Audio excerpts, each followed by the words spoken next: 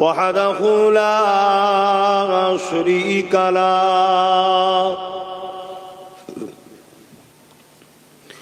ونشهد أن سيدنا وحبيبنا ومولانا محمدا عبده ورسوله أما بعد فيا أيها الحاضرون رحمكم الله قال الله تعالى في كلام المجيد والفرقان الحميد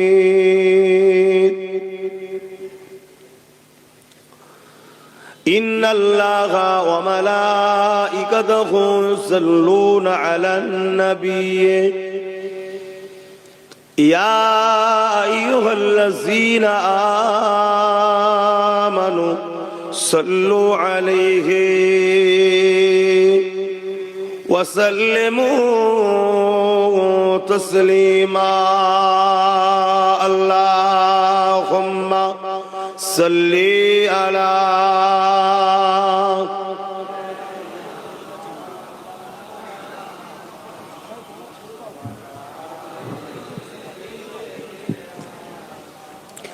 একটু জবান খুলে খুলে পড়েন, রাসূলের উপরে দরুদ পড়ছেন, একটু ভালোবাসাতে পড়েন। আজ আমরা বড় বিপদের সম্মুখীন, আর এই বিপদের কারণের মধ্যে একটা কারণ এবং সব থেকে বড় কারণ হলো এটাই, আমাদের ঈমান বড় দুর্বল হয়েছে। কি করে বুঝলাম? ঈমান দুর্বল হয়েছে বলেই তো আজ রাসূলের উপরে মহব্বত ভালোবাসায় দরুদ পড়াতেও গাফলুতি হচ্ছে। কেন? তার ঈমান তত মজবুত যার মহব্বত নবীর উপরে যত বেশি।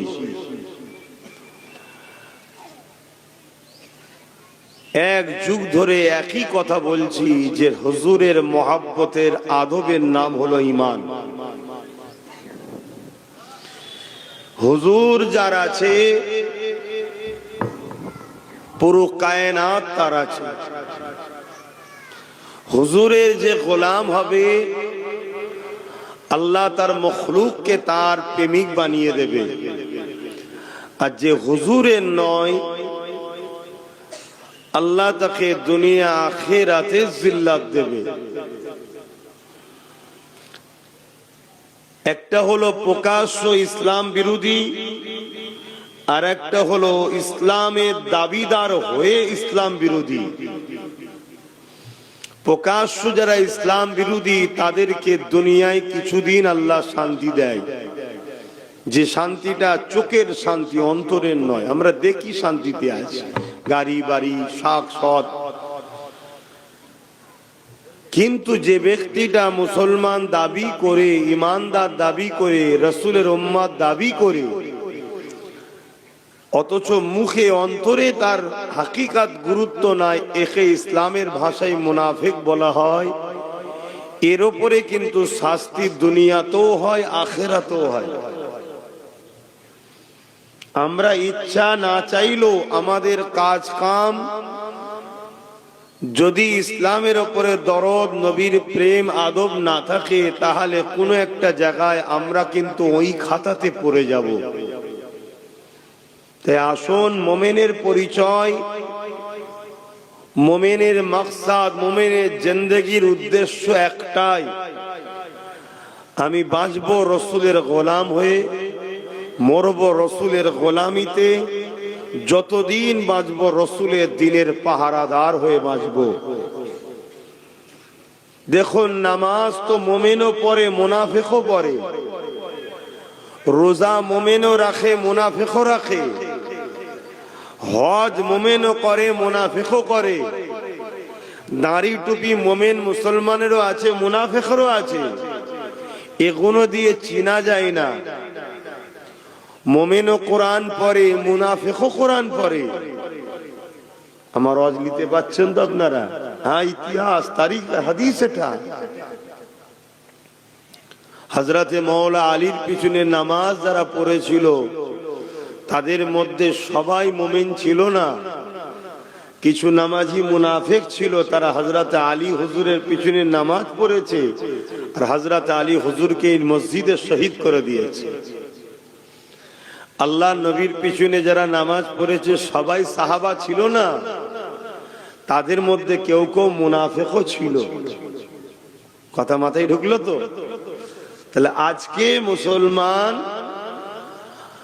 আমরা সবাই মুসলমান, সবাই নবীকে মানি বলি, সবাই দাঁড়িয়ে আছে, টুপি আছে, কোরআন আছে, নামাজ আছে, কিন্তু সবাই মুমিন মুসলমান নয়।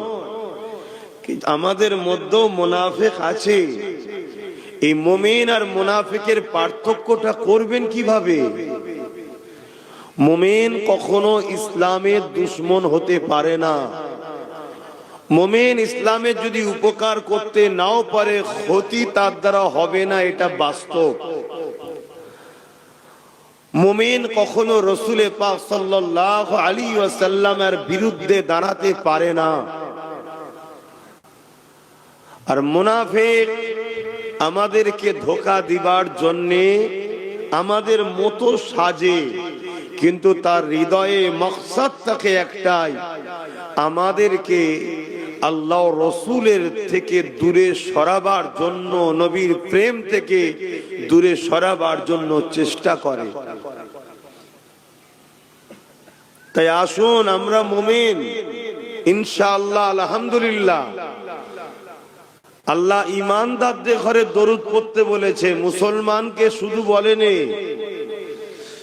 কেন? সব মুসলমান ঈমানদার নয়, কিন্তু প্রত্যেকটা ঈমানদারই মুসলমান। জোরে বলুন সুবহানাল্লাহ। আমার ওয়াজ নিতে পাচ্ছেন তো নাকি? একটু বলবেন অসুবিধা হলে, যে বুঝে আসছে না। সব মুসলমান ঈমানদার নয়, কিন্তু সব ঈমানদারই মুসলমান। অর্থাৎ যে ঈমানদার তার মধ্যে মুসলমানের সংজ্ঞা থাকবে, কিন্তু মুসলমান মানেই যে তার মধ্যে ঈমান থাকবে এমনটা নয়। আমাদের এই সমাজের মধ্যে কিছু কিছু লেখক লেখিকা আছে যারাও নিজেকে মুসলমান দাবি করে। আমাদের সমাজের মধ্যে কিছু মিডিয়া আছে যারা নিজেকে মুসলমান দাবি করে। আমাদের সমাজের মধ্যে কিছু আলেম উলামা, দাড়ি টুপিওয়ালা লোক আছে যারা নিজেদেরকে মুসলমান দাবি করে, কিন্তু তাদের কাজ কাম উঠা বসা সর্বসময় দেখবেন ইসলামের বিরুদ্ধে।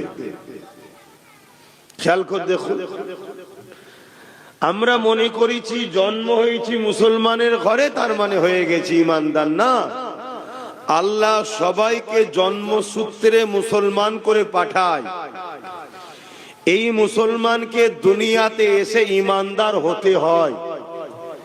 যে ঈমানদার হয় সেই মুসলমানটা কামিয়াবি, যে ঈমানদার হয়নি সে মুসলমানটা বরবাদি। আল্লাহ সবাইকে জন্মসূত্রে মুসলমান করে পাঠিয়েছে। এখানে এসে আপনাকে ঈমানদার হতে হবে। আর ঈমান হতে গেলে কি করতে হবে? এই অন্তর থেকে মুহাম্মদ সাল্লাল্লাহু আলাইহি ওয়াসাল্লামকে জানের থেকে বেশি ভালোবেসে আদব ও মহব্বতের সাথে মেনে নিয়ে এখানে জায়গা দিতে হবে।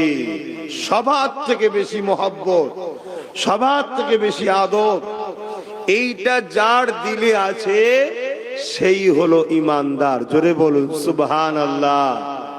আর এটা যার দিলে নাই, সে মুসলমানের ঘরে হতে পারে, পীরের ঘরে হতে পারে, মুফতির ঘরে হতে পারে, মৌলানার ঘরে হতে পারে, বক্তার ঘরে হতে পারে, হাজির ঘরে হতে পারে, সে মুসলমান, ঈমানদার নয়। আমার কথা শুনছেন? এগুলো বলছি, অসুবিধা হচ্ছে না তো? শিখাতে হবে তো, আপনাদের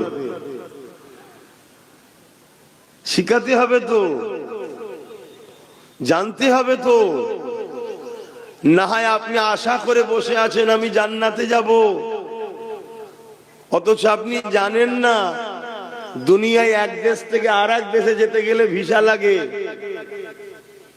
কি লাগে না লাগে না?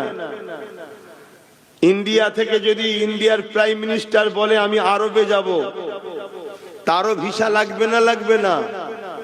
হ্যাঁ, আপনি ভিআইপি হতে পারেন, কিন্তু ভিসার সিস্টেম আসতে হবে। আরব থেকেও যদি আরবের রাজা বাদশাহ যদি আমার হিন্দুস্তানে আমার মাতৃভূমিতে আসতে চায়, আমরাও বলবো আপনি আরবের বাদশাহ হতে পারেন, কিন্তু আমার দেশে আসতে গেলে ভিসা লাগবে। এটা নিজাম, এটা আইন একটা। তাহলে এক দেশ, পৃথিবী একটা, এক দেশ থেকে আর এক দেশে যাচ্ছে, ভিসা লাগছে। দুনিয়ার দেশ থেকে জান্নাতের দেশে যাবেন, ভিসা লাগবে না? এই দুনিয়া হলো ভিসা অফিস। এখানে আল্লাহ আমাদেরকে পাঠিয়েছে, এই অন্তরটা হলো আমাদের পাসপোর্ট। এখানে মুহাম্মদ সাল্লাল্লাহু আলাইহি ওয়াসাল্লামের প্রেম ও আদবের স্ট্যাম্প লাগাতে হবে, তবেই তুমি জান্নাতের দেশে এন্ট্রি হবে। জোরে বলুন সুবহানাল্লাহ। আর এখানে যার মুহাম্মদ সাল্লাল্লাহু আলাইহি ওয়াসাল্লামের প্রেম আদবের স্ট্যাম্প নাই, যেমন আমেরিকার প্রেসিডেন্ট এলো ভিসা লাগে, তুমি প্রেসিডেন্ট তো আমি কি করব? তা তুমি পীর সাহেবের ছেলে তো আমি কি করব? আল্লাহ বলবে হবে না। ভিসা আছে, আমার হাবিব আছে, স্ট্যাম্প লেগেছে, যাও জান্নাতে। হাবিব নেই, পীরের বেটা তো কি হয়েছে? আমার কাছে পীরের বেটা নয়, আমার কাছে তুই আমার সৃষ্টি দাস, যা জাহান্নামে যা। এজন্য একটু বুঝাই, সব জায়গায় যে বলি যে হুজুরের গোলাম হও, আর হুজুরের গোলাম যখন দরুদ পড়বে, গোলাম তো পাগলের মতো পড়া দরকার। এত দুর্বল কেন? তাহলে আমাদের ভেতরে দুর্বল হয়েছে। আর এই দুর্বল অনেক দিক দিয়ে করা হচ্ছে, আমরা এমনি এমনি দুর্বল হয়ে যাইনি, আমাদেরকে দুর্বল বানানো হচ্ছে। যেমন করোনার নামে ভ্যাকসিন মেরে মানুষগুলোকে সব শেষ করে দেওয়া হয়েছে। চারিদিকে রিপোর্ট শুনছেন তো কি হচ্ছে। আর আমি একটু বেশি বলে ফেলি, অনেকে বলে আবার, তাহলে কি কম বলবো নাকি? কারো কাছে আব্বাস সিদ্দিকী ভালো নাই, সবাই আমাকে খারাপই বলে। আপনারাও সামনে হয়তো ভালো বলেন, পিছনে খারাপ বলেন, তো সত্যি কথা বলেন। তো যাক, আমি দুনিয়ার কারো কাছে ভালো হতে চাইও না, আমি ভালো হতে চাই আল্লাহ ও রসুলের কাছে। তাতে দুনিয়ার কারো কাছে আমি ভালো হবার স্বপ্ন দেখিনি, আর আল্লাহ না দেখাতে করে। আমি এতটুকু জানি, আল্লাহ ও রসুল যাকে ভালো বলবে সেই হলো প্রকৃত ভালো। দুনিয়া যতই ভালো বলুক, আল্লাহ ও রসুল যদি বলে ভালো নয়, সে হলো বরবাদ। তাই আমি কথা একটু বলে ফেলি, তবে কথাগুলো কিছু মিথ্যা বলি না। যে কথাগুলো বলি দেরি হলো, সমাজেরই যারাই গালিগালাজ করে তারা একদিন বলে না আব্বাস সিদ্দিকী ঠিকই বলেছিল। একটু মহব্বতে পড়েন দরুদ, না বাদ দিয়ে দেবো? পড়বেন একটু জবান খুলে পড়েন। আল্লাহুম্মা সাল্লি আলা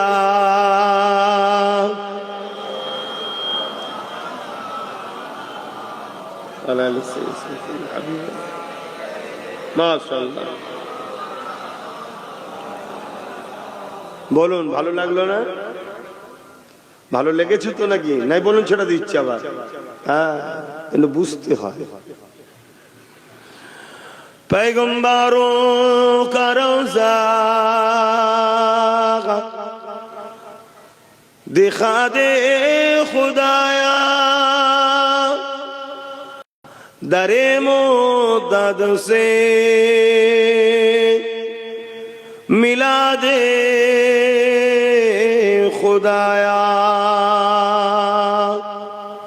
शराबे मुहब्बत पिला दे खुदाया।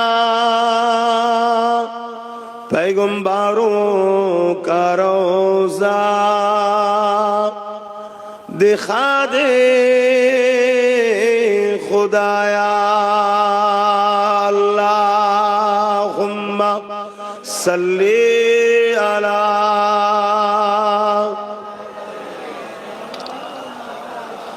वला आले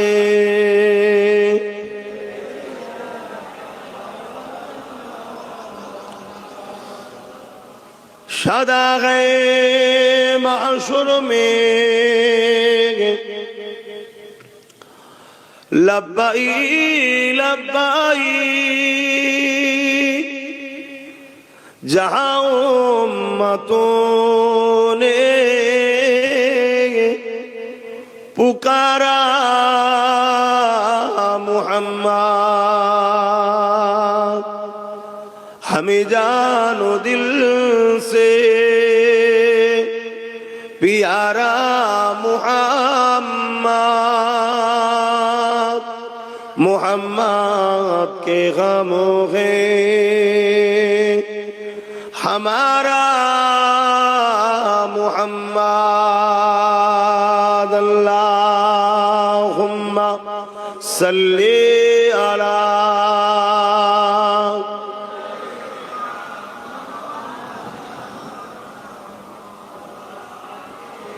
हबीब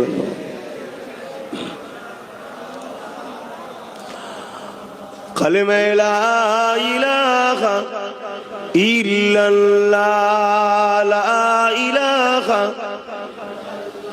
जोरे जोरे ला इलाहा इल्लल्लाह ला इलाहा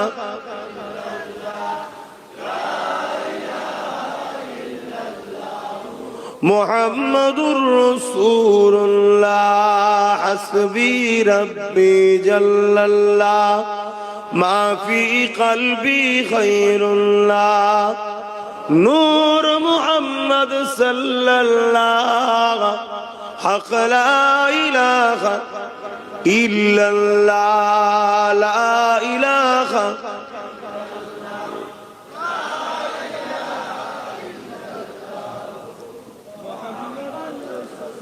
कलमे ला इलाहा इल्लल्लाह ला इलाहा इल्लल्लाह मुहम्मदुर रसूलुल्लाह अल्लाहुम्मा सल्ली अला मौलाना मुहम्मद वला आली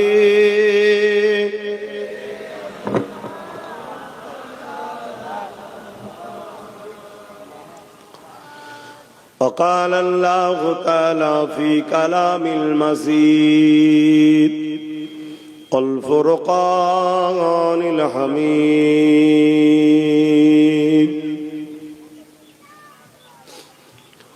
قل إن كنتم تحبون الله فاتبعوني يحببكم الله ويغفر لكم ذنوبكم والله غفور رحيم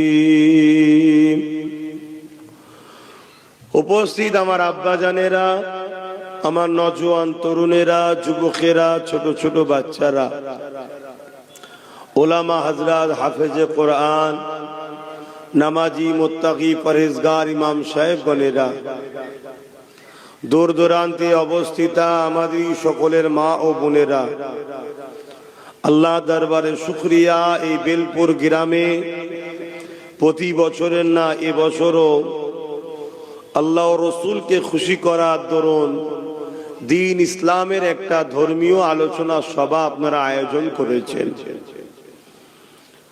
আল্লাহ এই মাহফিলকে কবুল করেন।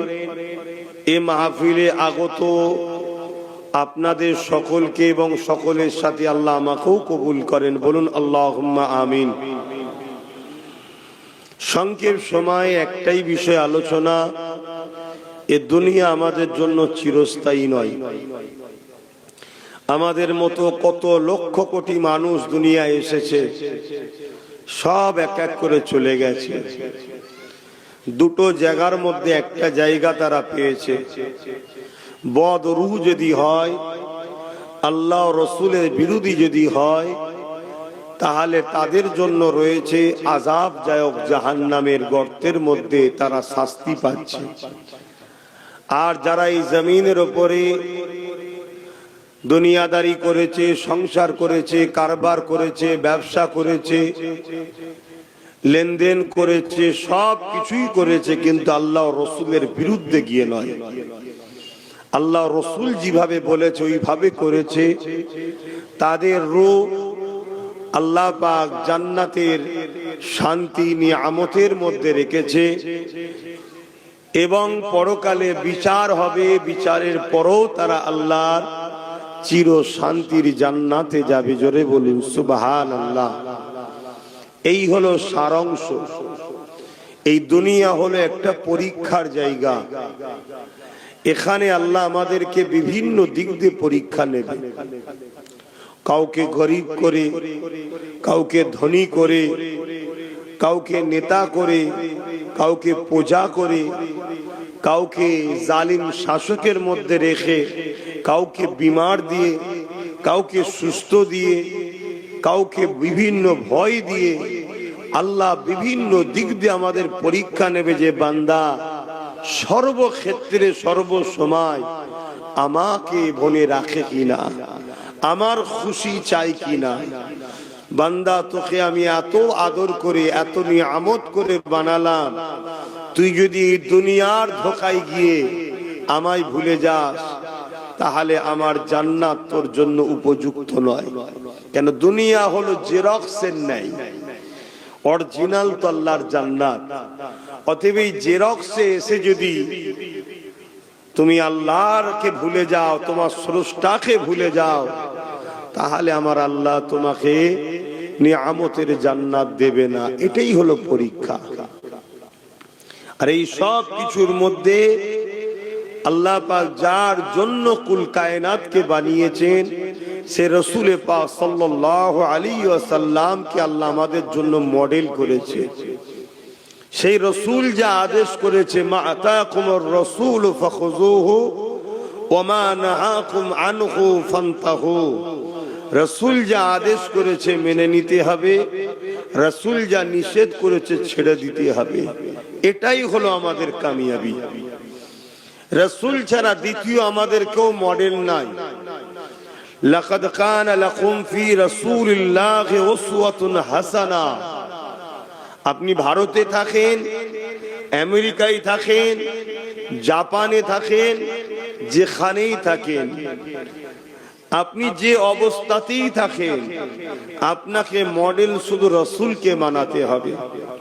শুধু ধর্মের ক্ষেত্রে নয়, ধর্মনীতিতেও রাসূল মডেল, পরিবার নীতিতেও রাসূল মডেল, সমাজ নীতিতেও রাসূল মডেল, অর্থনীতিতে বিজনেস করবেন রাসূল যেভাবে বলেছে, আপনি সম্প্রীতি মানববন্ধন করবেন অমুসলিমদের সাথে রাসূল যেভাবে বলেছে, আপনি রাষ্ট্র চালাবেন রাসূল যেভাবে বলেছে, আপনি পৃথিবীর যেখানেই থাকেন আপনাকে রাসূল ছাড়া অন্য কাউকে মডেল বলে মানা যাবে না। যদি আপনি রাসূল ভোলা হয়ে যান, আল্লাহ আপনাকে আস্তে আস্তে আস্তে আস্তে দুনিয়াতেও লাঞ্ছিত, অপমানিত, পদদলিত, বেউজ্জতি করবে এবং পরকালে আযাবে জাহান্নাম দেবে।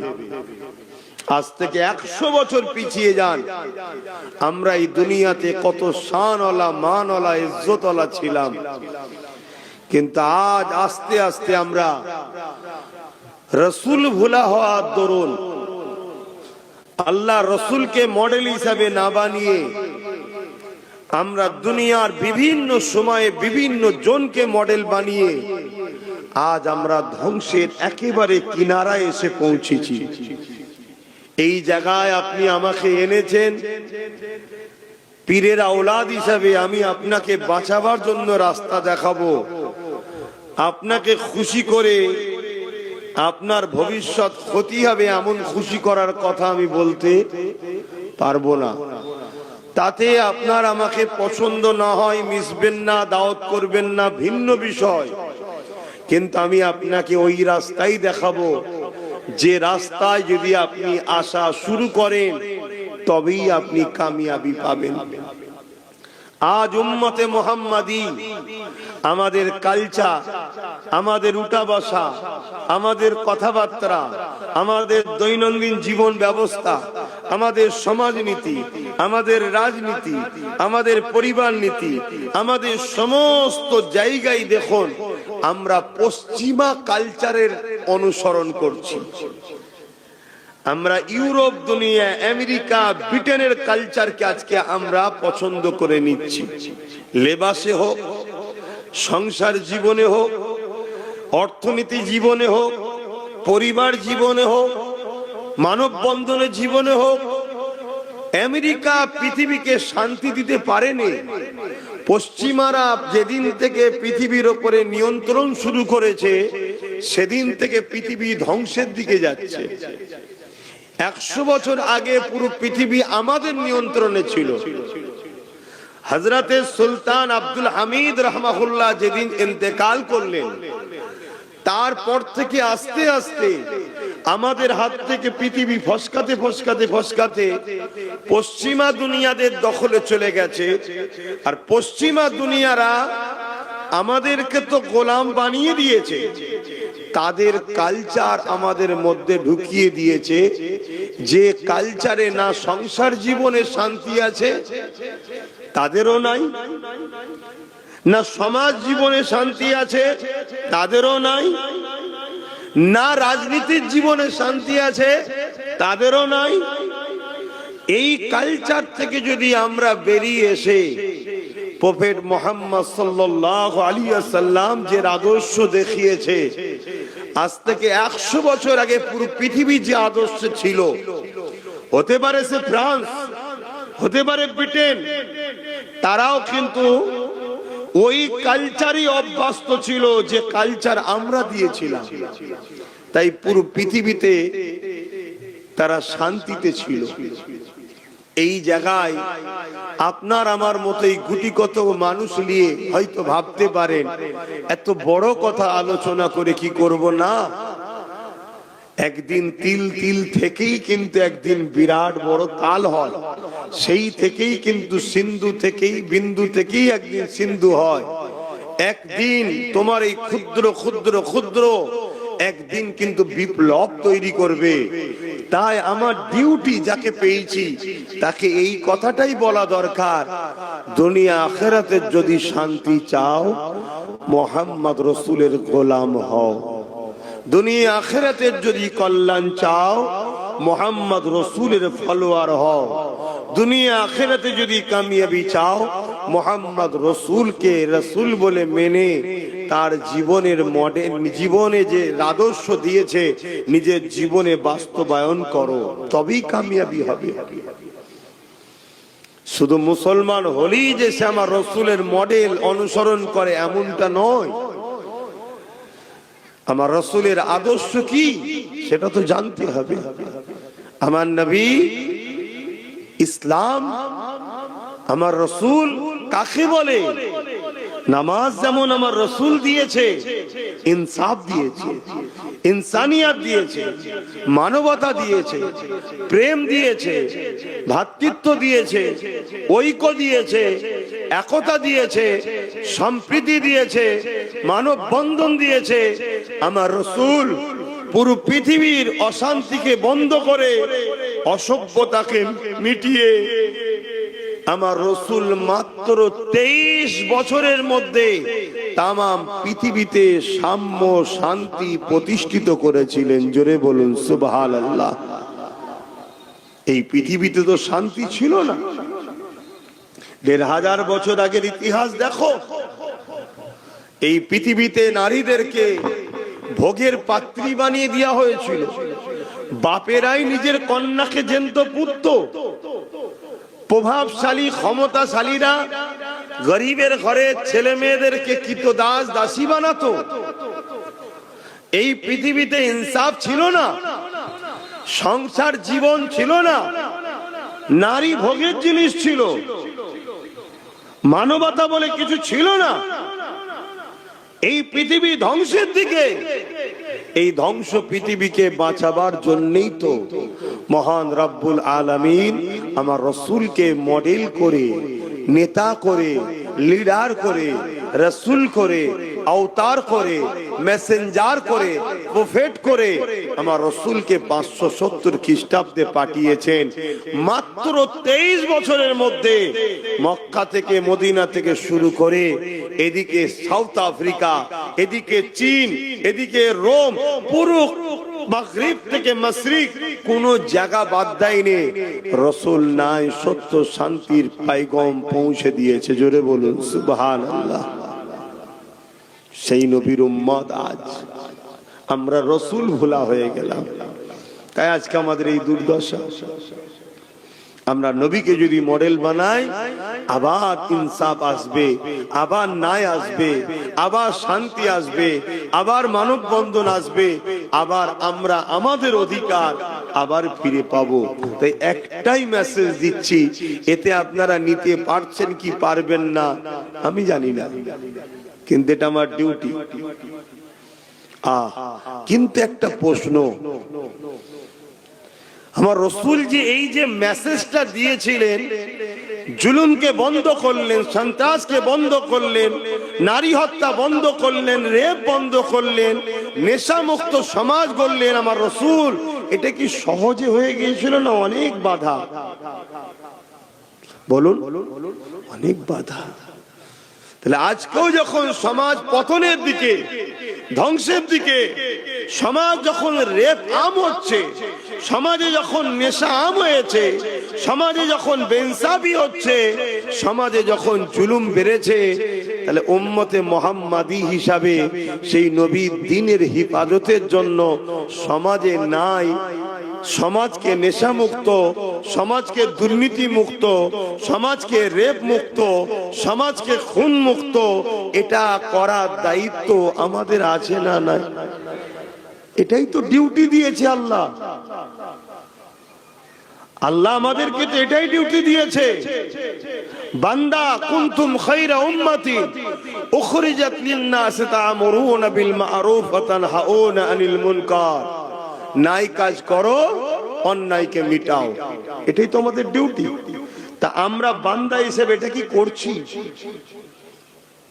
যখন করিনি, তাহলে আল্লাহ আমাদেরকেই মিটাবে জালিমদের হাতে। আমাদেরকে আল্লাহ শ্রেষ্ঠ উম্মত করেছে। কেন?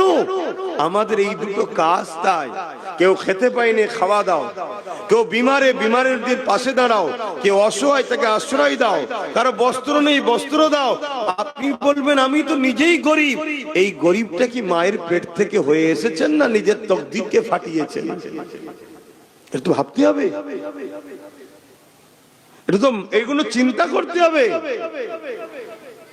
এই যে কাজ, কেউ অত্যাচারী হচ্ছে তার পাশে দাঁড়িয়ে তাকে সাহায্য করে জালিমের হাত থেকে মজলুমকে বাঁচাও, এগুলো তো আল্লাহ আমাদের কাজ দিয়েছে, আমরা করছি। জওয়ানেরা, তরুণেরা, এ নবী পাকের প্রেমিকেরা, আল্লাহ পাক আমাদেরকে যে জন্য বানালে, সেই কাজ যখন আমরা করছি না, আল্লাহ পাক তখন আমাদের উপর থেকে রহমতকে উঠিয়ে নিলেন। এই রহমত যখন উঠে গেল, শান্তি আজ আমাদের সংসারে নাই, শান্তি আজ আমাদের কারবারে নাই, শান্তি আজ আমাদের জীবনে নাই। এ না জওয়ানেরা, প্রতিটা মানুষ আজ বিমারগ্রস্ত হয়ে যাচ্ছে, প্রতিটা মানুষ আজকে ডিপ্রেশনের মধ্যে রয়েছে, প্রতিটা মানুষ আজকে দুনিয়ায় পেরেশানের মধ্যে রয়েছে। এর কারণ একটা, আল্লাহর রহমত আমাদের উপর থেকে উঠে যাচ্ছে। কেন উঠে যাচ্ছে? আমরা রাসূলুল্লাহ দাবি করি, কিন্তু রাসূলুল্লাহর প্রকৃত দাবি কারা করে? প্রকৃত রাসূলুল্লাহর প্রেমিক কারা হয়েছে? কারা নবী পাকের প্রকৃত প্রেমিক? আল্লাহ নবী জানিয়ে দিলেন, মান আহাব্বা সুন্নতি, যারা আমার সুন্নাতকে ভালোবাসলো, ফাকাদ আহাব্বানি, তারা আমি রাসূল আমাকে ভালোবাসলো। তাহলে নবীর প্রকৃত প্রেমিক তারা যারা রাসূলুল্লাহ সুন্নাতকে ভালোবাসে, যারা রাসূলুল্লাহ সুন্নাতকে ভালোবাসলো, তারা রাসূলুল্লাহকে প্রকৃত ভালোবাসলো, যারা রাসূলুল্লাহকে ভালোবাসলো, কানা মাই ফিল জান্নাত। আল্লাহ নবী জানিয়ে দিল আমার ওই প্রেমিকটা আমি রাসূলুল্লাহ আমার সঙ্গে জান্নাতে যাবে।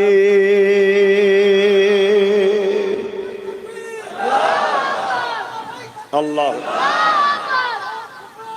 জিন্দাবাদ, আল্লাহ। তাহলে নবীর প্রেম ছাড়া তো নাজাত নাই, না দুনিয়ায় কামিয়াবি না আখিরাতে কামিয়াবি। তা নবীর প্রেমিক প্রকৃত কে? রাসূল বলছে যে আমার সুন্নতকে মানে। নামাজ আল্লাহর হুকুম, কিন্তু এটা রাসূলুল্লাহ সুন্নত। সুন্নাত বলতে নবী যেটা করে,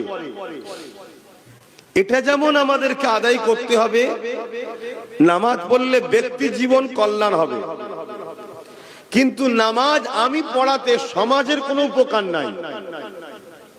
বলুন, আমার নামাজ পড়াতে সমাজের কিছু উপকার হবে? আমার কথা বুঝছেন তো নাকি, না ভুল বুঝছেন? আবার আমি নামাজ পড়াতে যারা পড়েন তাদের কি উপকার হলো? এটা আমার ব্যক্তি জীবনের কল্যাণ। আমি নামাজ পড়েছি, আল্লাহকে সেজদা দিয়েছি, এটা আমার ব্যক্তি জীবনের কল্যাণ। কিন্তু এই সমাজের যদি এতিমের পাশে আমি দাঁড়াতাম, এই সমাজে যদি এমন আইন করা যেত এতিমের উপরে জুলুম হবে না, এই সমাজে যদি এমন ব্যবস্থা করা যেত এতিমকে গভর্নমেন্ট সম্পূর্ণ ফ্রি পড়াশোনা করিয়ে তার থাকা খাওয়ার সম্পূর্ণ দায়িত্ব গভর্নমেন্টের, সে এতিম মুসলমান ঘরের হোক আর হিন্দু ঘরের হোক, সে এতিম মুসলমান হিন্দু আদিবাসী দলিত যেই হোক, এতিম যে হবে, অনাথ যে হবে, যার বাপ মা নেই, সেই সন্তানকে গভর্নমেন্ট সম্পূর্ণ খরচ দিয়ে তাকে পড়াবে, তার থাকা খাওয়ার দায়িত্ব গভর্নমেন্ট।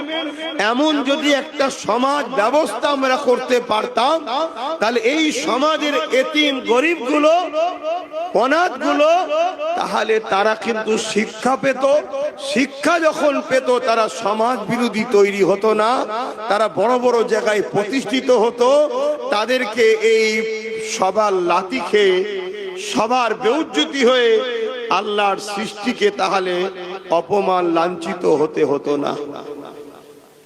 আমার নবী এতিমের পাশে দাঁড়িয়েছে না দাঁড়ায়নি? কথা বলুন। তখন ছিল বাইতুল মাল, নবী একটা ফান্ড করেছিলেন, সেই ফান্ড থেকে সম্পূর্ণ এতিমদেরকে দেখা হতো। এখন রাষ্ট্রীয় সিস্টেম তৈরি হয়েছে, তাহলে রাষ্ট্রের তো উচিত এতিমকে দেখবে। রাষ্ট্র বলতে কি? আমরা তো জনগণ, তো তাহলে জনগণ আমাদের তো দায়িত্ব। এবারে এই সমাজে কে এতিমের কথা ভাববে না ভাববে তার বিষয়। তুমি উম্মতে মুহাম্মাদি দাবি করো, তোমার রাসূলের সুন্নাত হলো এতিমকে ভালোবাসা, তাহলে তুমি এতিমের পাশে জন্য কি করলে বলো? আজকে তুমি বাপ, আমি বাপ, কাল আমি চলে যাব, আমার ছেলে এতিম হয়ে যেতে পারে। তুমি চলে যাবে, তোমার ছেলে এতিম হয়ে যেতে পারে। এতিমের পাশে কেউ দাঁড়ায় না। অথচ নবী আমার জানালেন, এ যুবকেরা, তরুণেরা, বাপেরা, আল্লাহ নবী জানিয়ে দিলেন যে এতিমের মাথায় হাত বোলালো সে আমি রাসূলুল্লাহ আমার মাথা দিয়ে হাত বোলালো। যে এতিমকে খানা দিল সে আমি রাসূলুল্লাহ আমাকে খানা দিল। যে এতিমের পরনার কাপড় দিল সে যেন আমি মুহাম্মদ রাসূল আমাকে কাপড় দিল। আমি রাসূলুল্লাহ জানিয়ে দিয়ে যায় যে এতিমের পিপাসা মিটাবে আমি রাসূলুল্লাহ কিয়ামতের দিনে, যেদিন আবে কৌসার ছাড়া অন্য কোনো পানি থাকবে না। পিপাসাতে কলিজা খানা ফেটে যাবে মানুষের। ওই কঠিন দিনেতে আমি রাসূলুল্লাহ এতিমদের যে পানি পান করাবে, ওই দিন আমি নবী তাদের পানি পান করাবো।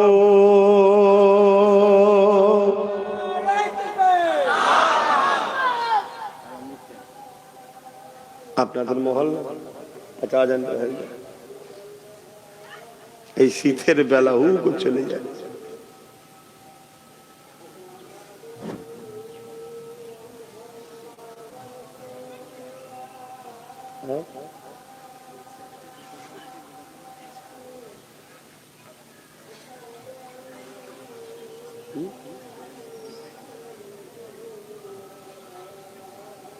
ঠিক আছে,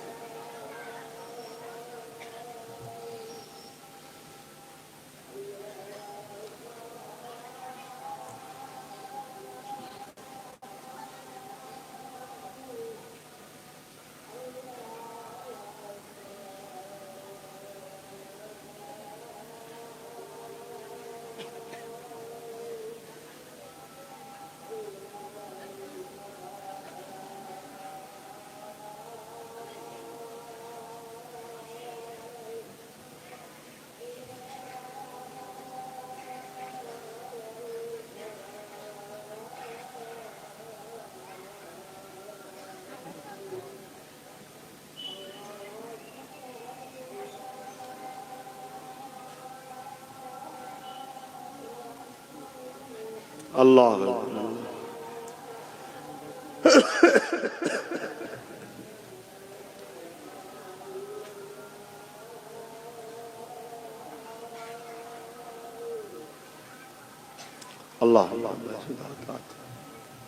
وسيلة الفضيلة وسبحان الله لا إله إلا الله। এটাও কি মহল্লায় নাকি? আচ্ছা আচ্ছা ঠিক আছে, হয়ে যাবে।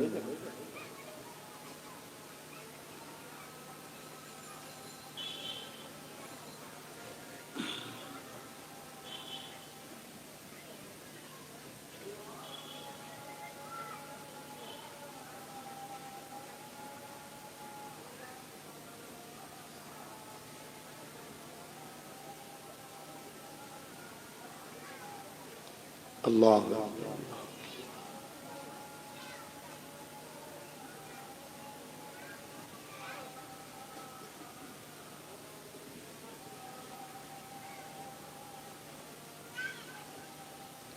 আল্লাহ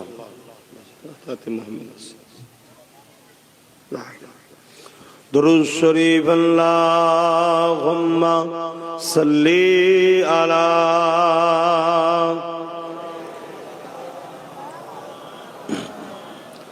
ওয়ালা আলি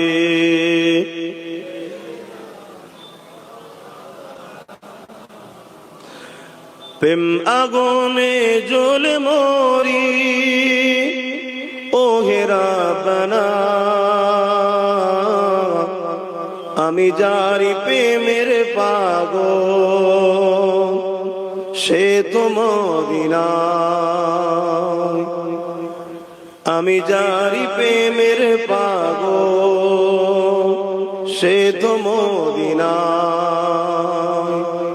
মন পাখিরে বলি তোরে উড়ে যাত সেই শহরে, মন পাখিরে বলি তোরে উড়ে যাত সেই শহরে, যেই শহরে গেলে পরে, যেই শহরে গেলে পরে মিটবে মনের বেদনা। আমি যারি প্রেমের পাগল সে তো মদিনায়। আল্লাহুম্মা সাল্লি আলা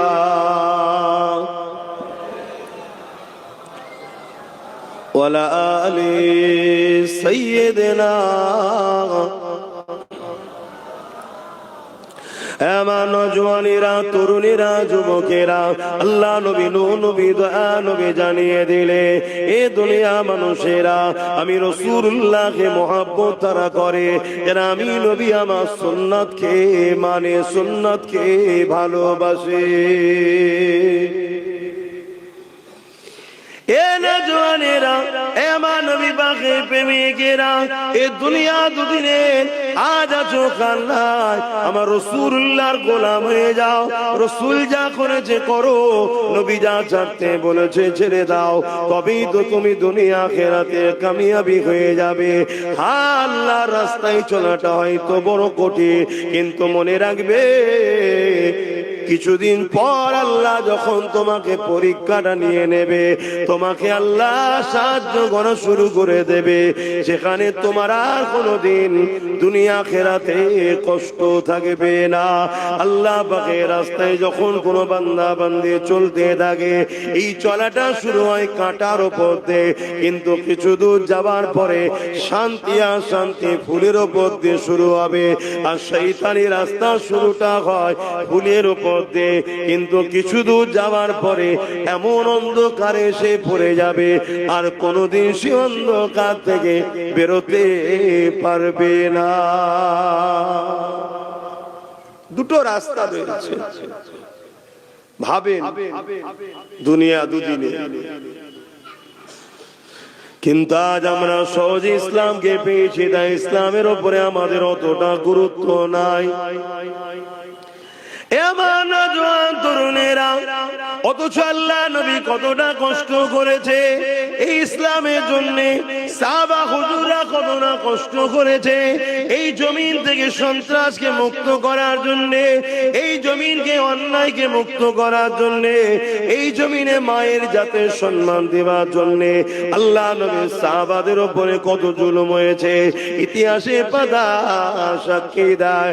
আমার নবী পাকের পাশে সাহাবারা সাথ দিয়েছিল বলে, আমার নবী পাকের মিশনে সাথ দিয়েছিল বলে, আমার নবী পাকের ডাকে সাহাবারা সাথ দিয়েছিলেন বলে, ওই সাহাবা হুজুরদিওকে তৎকালীন জালিম যারা ক্ষমতাশালী ছিল, তারা এমন করে সাহাবাদেরকে জোর করে ধরে মরুভূমির গরম বালির উপরে শুইয়ে দিয়ে তাদের বুকের উপরে ভারী পাথর পর্যন্ত চাপিয়ে দিয়েছে, তাদের বুকের উপরে ভারী পাথর দিয়েছে।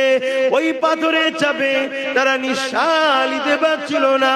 এদিকে তলা থেকে গরম মরুভূমির বালিতে পিঠে চামড়া পর্যন্ত পুড়ে যেতে লেগেছে।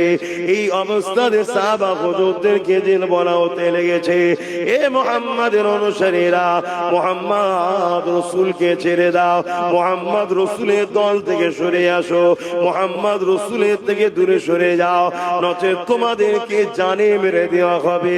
তারা একটাই কথা বলেছিল, আমরা আমাদের জীবন দিয়ে দিতে রাজি আছি, আল্লাহ ও রাসূলকে ছাড়তে রাজি নয়। আল্লাহ আল্লাহ। আর আজকে আমরা মুসলমানদের মধ্যে লাখো কোটি মুসলমান আছে যাদেরকে কোনো চাপ দেওয়া হয় না, শুধু সামান্য কিছু ভিক্ষার কিছু ছোট ছোট পদ দেওয়া হয়েছে। আল্লাহর মসজিদ, মাদ্রাসা, কোরআন, ওয়াকাফকে ছেড়ে দিতে এরা রাজি আছে, কিন্তু দুনিয়ার মসজিদ, মাদ্রাসা, ওয়াকাফের দুশ্মনদের ছাড়তে এরা রাজি নাই। এরা মুসলমান আছে না? বলুন। তাহলে আমি প্রথমেই বললাম যে সব মুসলমান ইমানদার নয়।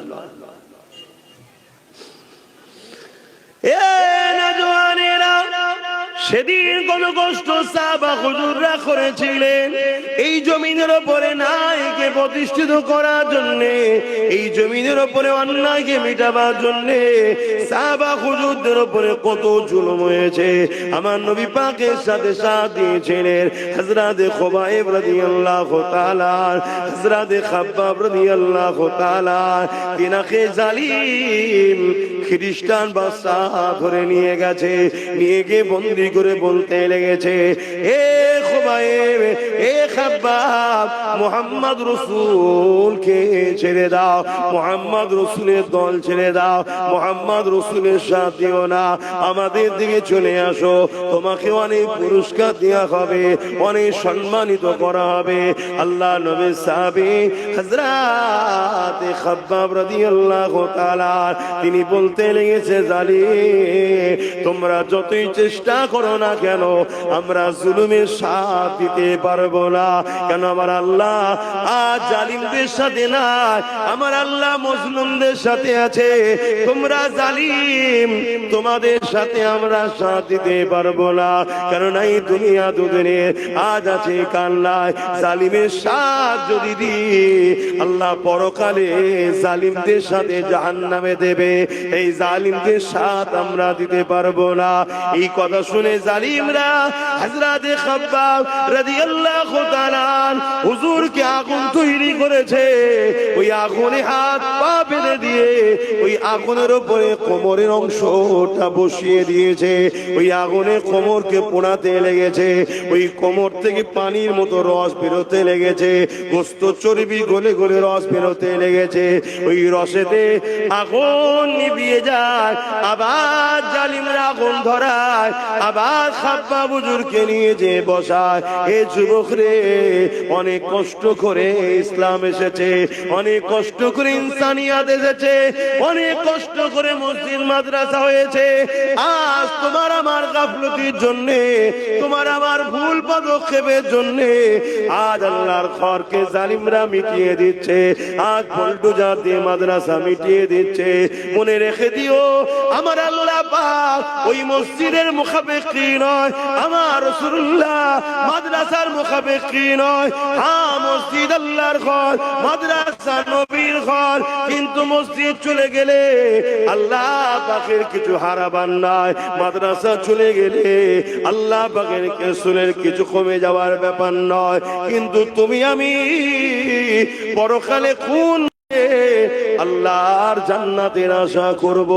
জমিনে যখন আমার মসজিদ চলে যাচ্ছিল তখন তোরা আমার মসজিদের জন্য কি করেছি বল?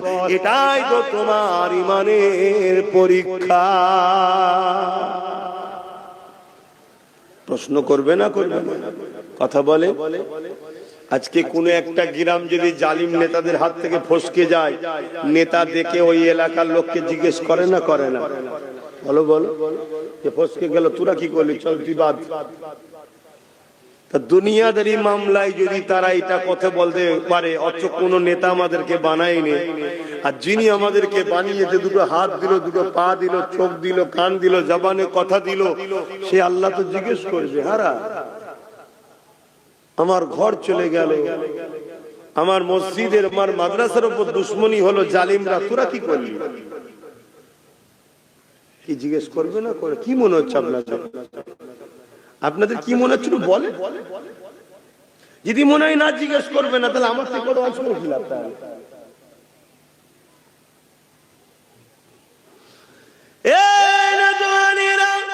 সাহাবা হুজুররা মার খেয়েছিলেন জালিমদের বিরোধী করার জন্য, আজ আমরা মার খাচ্ছি জালিমদের পক্ষপাতিত্ব করার জন্য।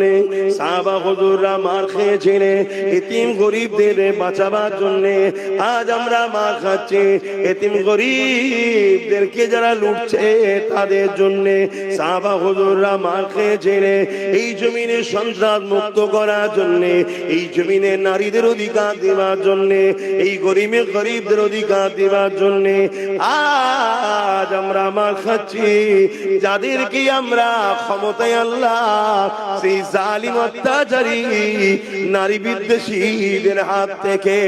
এ যুবকেরা, তরুণেরা, আজ আমরা ভারতের মুসলমান, এই ভারতবর্ষের পেপার গুলো খুলে দেখো, ভারতবর্ষের মিডিয়া গুলো খুলে দেখো, কম বেশি প্রতিদিন দেখতে পাবে কোনো না কোনো জায়গাতে গরিবের ঘরে বেটিদের উপরে অত্যাচার হচ্ছে। সেই মেয়েটার বয়স হয়তো 3 বছর, বছর, তাকেও ছাড়ছে না। সেই মেয়েটার বাচ্চাটার বয়স হয়তো 5 বছর, তাকেও ছাড়ছে না। সেই বাচ্চাটার কন্যাটার বয়স হয়তো 8 বছর, তাকেও ছাড়ছে না। এ ভারতের মুসলমান, অন্যকে কি করছে আমার দেখার দরকার নাই। মুসলমান তো তারা, নবীর উম্মত তো তারা, যারা দুনিয়াকে কাঁপিয়ে দিয়েছে, দেখিয়ে দিয়েছে নারীদের উপরে জুলুম হলে তাদের বিরুদ্ধে একদিন নয়, দুদিন নয়, বছর বছর পর্যন্ত লড়াই করেছে যে জাতি, ওই জাতিকেই তো বলা হয় মুসলমান। এ যুবকেরা, তরুণেরা, আজ আমরা এত খারাপ হয়ে গেলাম, আমরা নারীদের ইজ্জত বাঁচানো তো দূরের কথা, আজকে দুঃখের বিষয় আমরা তাদেরকেই সাপোর্ট করছি যারা ক্ষমতার জোরে টিকে রয়েছে, আর তাদের চামচাগণই নারীদের উপরে জুলুম করছে, তাদের আমরা গোলামি করতে লেগেছে। এই গোলামি এমন জায়গায় পৌঁছে গেল, এই গোলামি এমন জায়গায় পৌঁছে গেল, পুরো ভারতবর্ষের জমিনে গত দুদিন আগে বিহারের মুখ্যমন্ত্রী দেখা যাচ্ছে আমাদের ঘরের এক মেয়ের মুখের কাপড় ধরে টানছে। কেমন লাগলো দেখতে? খুশি তো? আমি জানি বিহারের মুখ্যমন্ত্রী হয়তো প্রকাশ্যে মুখের কাপড় ধরে টানে, ও গোপনে আরো কাপড় অনেক কিছু ধরে টানে, ওর চরিত্র খারাপ আমি জানি, ওর কথা বাদ দেন। কিন্তু আপনাদের জিজ্ঞেস করছি যে আপনাদের কেমন লাগলো দেখতে? ভালো লেগেছে তো? বলেন বলেন। কেন? ও জানে যে যার মুখের কাপড় ধরে টানছি এ জাতির পুরুষরা সে ঈমান আর নেই যে ঈমান মুহাম্মদ বিন কাসেমের ছিল। একটা 18 বছরের যুবক এক নারীর উপরে জুলুম হয়েছিল, খবর পেয়ে পুরো আক্রমণ করে ছিলেন তিনি। তাহলে আজকে সেই জায়গায় আমরা এত মুসলমান থাকার পরও আজকে কোথায় যাচ্ছে? বলো ভাবো ভাবো, কে মাথা ঢাকবে, কে মুখ ঢাকবে, কে বুক ঢাকবে, কে আরো কিছু থাকবে, সেটা তার স্বাধীনতা। কেউ যদি প্রকাশ্য মুখ খুলতে পারে তার চরিত্রে আরো গোপনে অনেক কিছুই খুলতে পারে, এটা ভাবাটা স্বাভাবিক, তাই তো নাকি? কিন্তু সব কথা যাক, আমি আপনাকে প্রশ্ন করছি, এই অসভ্যতা এত মাথায় উঠলো কি করে? এতে কি আমাদের দোষ আছে? না, শুধু বাংলাতে তো বলছি না, টোটাল মুসলিম সমাজকে বলছি, আমাদের দোষ আছে। না না, এখনো শুধরান, এখনো সময় আছে। লাভ লসের রঙ্ক করে করে করে করে করে করে করে করেই তো জিন্দেগি শেষ করে দিলেন। অঙ্ক সব বন্ধ করুন, একটাই কথা, যে আমার নয় আমি তার নয়, এই অঙ্ক করতে শিখুন। সব সবার ঘর গুছিয়ে নিচ্ছে আর তুমি শুধু সবার ঘরের কাজ করে বেড়াচ্ছ। সবাই সবার ঘর গুছিয়ে নিচ্ছে আর তুমি শুধু পরের ঘরে ঝাঁট দিয়ে বেড়াচ্ছ। তোমার ঘরটালে কখন তুমি ভাববে? আমি বলবো না অন্যদের মতো জোর ঘর ভাঙো, ওর মেয়েটিকে তুলে নিয়ে আসো, যেমন বলছে, দেখছেন তো নাকি প্রকাশ্য মিডিয়াতে বলছে মুসলমানদের 10টা মেয়েকে তুলে নিয়ে আসতে পারলেই চাকরি পাবে। দেখেছেন আপনারা এই ভিডিওটা? কেউ মোবাইল গুলো নিয়ে কি করেন একটু দেখুন। যেমন উত্তরপ্রদেশের যে মুখ্যমন্ত্রী, এখন আমার দেশের জন্য এগুলো বলতেও লজ্জা লাগে, যে একটা সময় বলেছিল মুসলমানদের মেয়েদের কবর থেকে তুলে রেপ করা হবে, জানেন তো? দেখেছিলেন এই কথা বলছেন? তাহলে এত বড় একটা কুখ্যাত সমাজ বিরোধী নোংরা মাইন্ডের লোক, সংবিধান বিরোধী লোক, সে একটা বড় রাজ্যের মুখ্যমন্ত্রী হয়ে যাচ্ছে। এখনো তোমার আমার খেয়াল নাই যে দেশ কোন গতিতে যাচ্ছে। তুমি এখন, আমি এখন ওই হাতির দেখানো দাঁত যারা দেখাচ্ছে সেকুলারের নামে, তাদের পিছনে এখনো ছুটছি তুমি আমি বলছি না তুমি কমনাল হও, কারণ ইসলামে কোনোদিন গোলামির জায়গা নয়, কিন্তু তার মানে এটা নয় যে আমি এমন একজনের উপরে ভরসা করছি যারই আপনজন, যারই ভাইয়েরা, তাদেরই উত্তরসূরিরা আজকে এত বড় বড় ইসলাম বিদ্বেষী নারী ঘটিত বা মুসলমানদের উপর আঘাত করছে, তারই ঘরের লোকের উপর আমি ভরসা করে বসে আছি। কি অসুবিধা হচ্ছে ভাবো। আসেন আমি আমার জায়গায় ফিরে যাচ্ছি। আল্লাহ নবী অনেক কষ্ট করেছিলেন এই সমাজে নারীদের ইজ্জতকে বাঁচাবার জন্য। এই জমিনে যখন মানুষ এক আল্লাহকে মানত না, 360টা যখন খোদাকে উপাসনা করত, তারা নারীদের ঘরে জন্তু জন্তু পুঁতে দিত। আল্লাহ নবী এসে তাদেরকে বুঝাতে লাগলে, এ মক্কা মানুষেরা, এ এলাকা মানুষেরা, এই রোমের মানুষেরা, মানুষেরা, এই পৃথিবীর মানুষেরা, কেন তোমরা নারীগুলোকে এত অবহেলা করো? কেন তোমরা নারীগুলোকে জন্তু মুতে দাও? তারা বলতে লেগেছিল নারীরা হলো অশুভ, নারীদের বাঁচার কোনো অধিকার নাই। আল্লাহ নবী বলেছিলেন না, নারী অশুভ নয়, নারী হলো সেই জিনিস আল্লাহ বা কন্যা সন্তানদের এত নিয়ামত করেছে।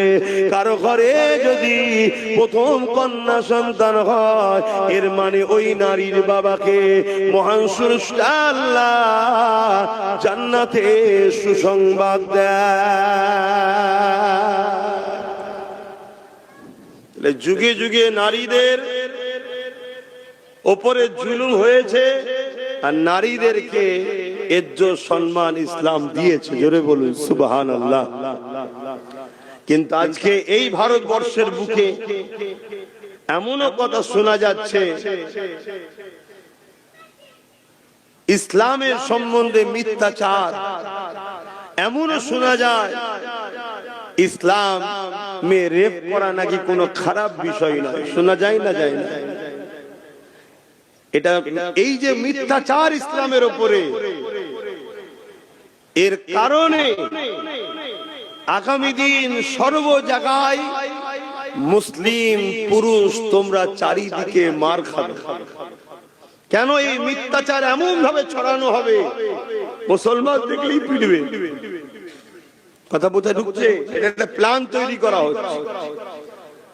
যেমন আমি গতকালকে দেখলেন উড়িষ্যাতে অনেক জায়গায় বস্তিতে আগুন ধরিয়ে দিয়েছে, দেখেছেন? দেখেছেন কি বলবেন?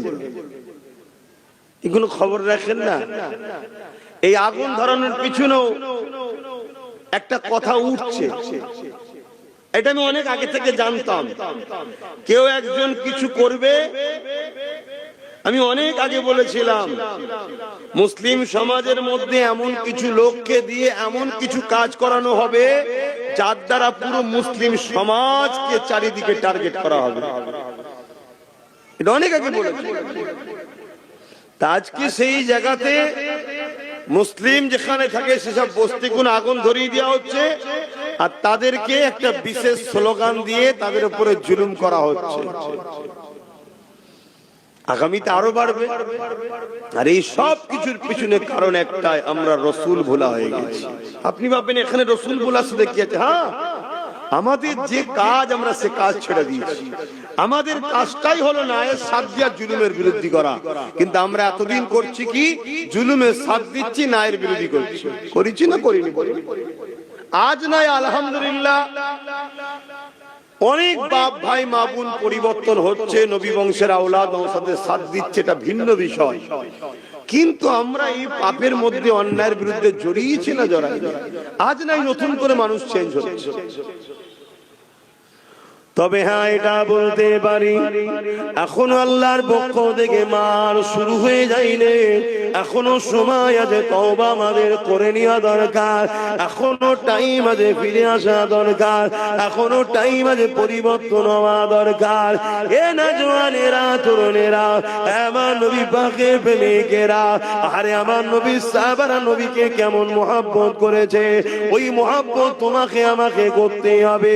রাসূলুল্লাহ সাথ দেওয়ার জন্য সাহাবা হুজুরকে নিয়ে গিয়ে শুলিতে চাপিয়ে চাপিয়ে এক এক করে শহীদ করে দিয়েছে।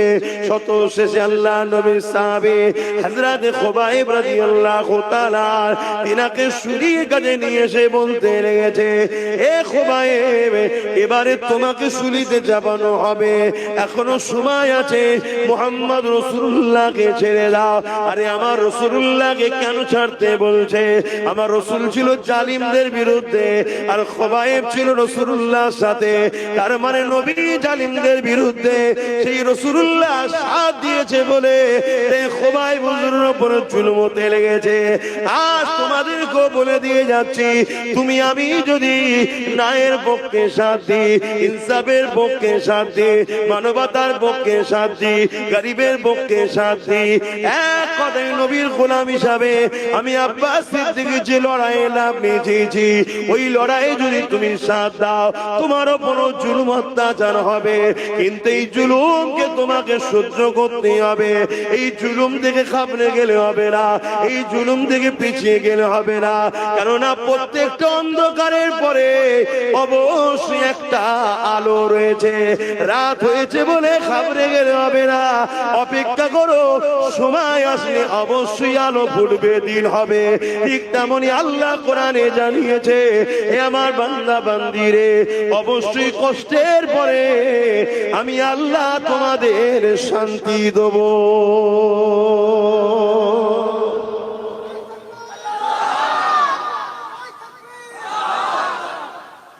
তার জন্য তো মজবুত হয়ে দাঁড়াতে হবে, ঘাবড়ে গেলে হবে?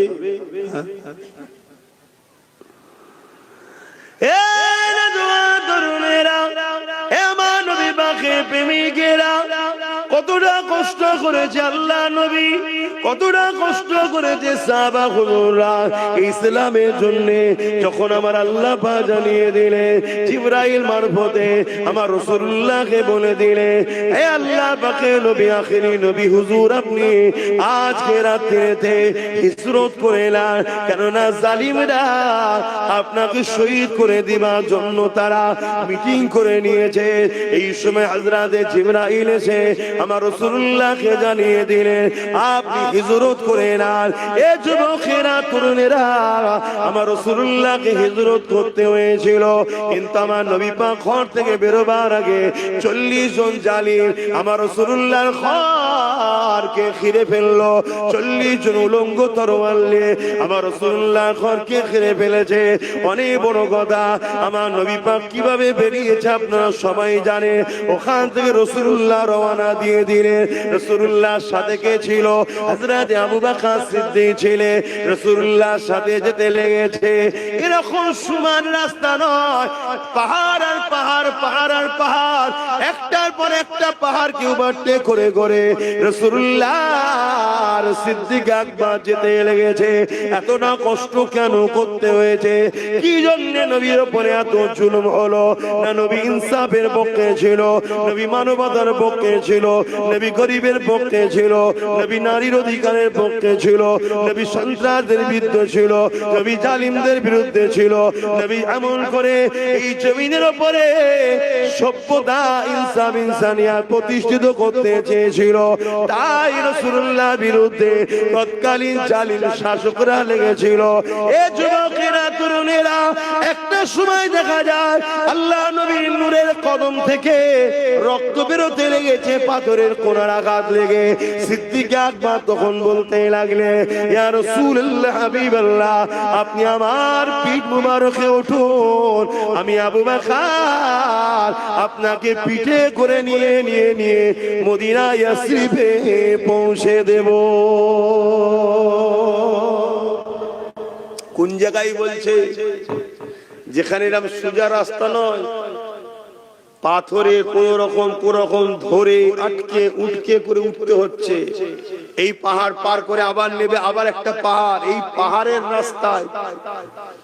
তখন এত গাড়ি যাবার পাহাড়ে যে রাস্তা করেছে তখন ছিল না, কাঁটা যুক্ত গাছ ভর্তি। যেখানে একবার পা স্লিপ হলে পুরো নিচই। এরকম একটা পথের ওপরে আবু বকর সিদ্দিক নিজে চলছে, তিনারও পা দিয়ে রক্ত বেরোচ্ছে। সেই অবস্থাতে হুজুরকে বলছে, হুজুর আপনি আমার পিঠে আসুন, এই সুযোগটা আবু বকরকে দিন। কিয়ামত দিন আল্লাহ বললে আমি তো বলবো, আল্লাহ আবু বকর আপনার হাবিবকে পিঠে তুলে নিয়ে ঘুরেছে। জোরে বলুন সুবহানাল্লাহ। ভাবু মোহব্বত কাকে বলে। আর আমার রাসূলের উপরে এই জুলুমটা কেন? নবী অন্যায়ের বিরুদ্ধে ছিল, জালিমের বিরুদ্ধে ছিল। আমি আপনাকে আবার একবার বলছি, প্রকৃত প্রেমিক তো সে যে নবীর সুন্নাতকে মানে। অনেকে আছে মুখে দাড়ি রেখেছে, কেন রেখেছেন? না নবীর সুন্নাত। মাথায় টুপি দিয়েছেন কেন? নবীর সুন্নাত। ভালো কথা, ভালো কথা। যেমন আমাদেরকে বলা হয় যে ফরজ ছেড়ে দিয়ে সুন্নত ওয়াজিব এই নফল নিয়ে টানাটানি করছো, বলে না? বলে না কেন? নফলটাও ভালো কাজ, কিন্তু ফরজটা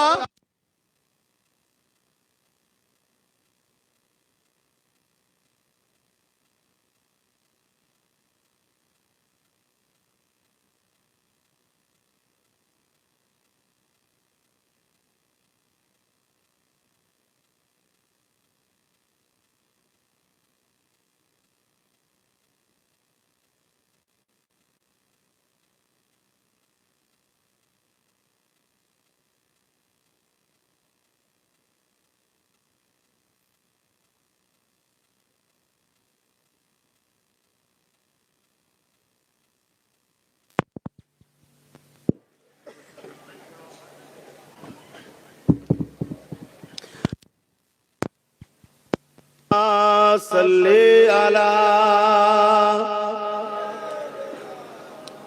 পড়েন পড়েন, ওয়ালা আলি।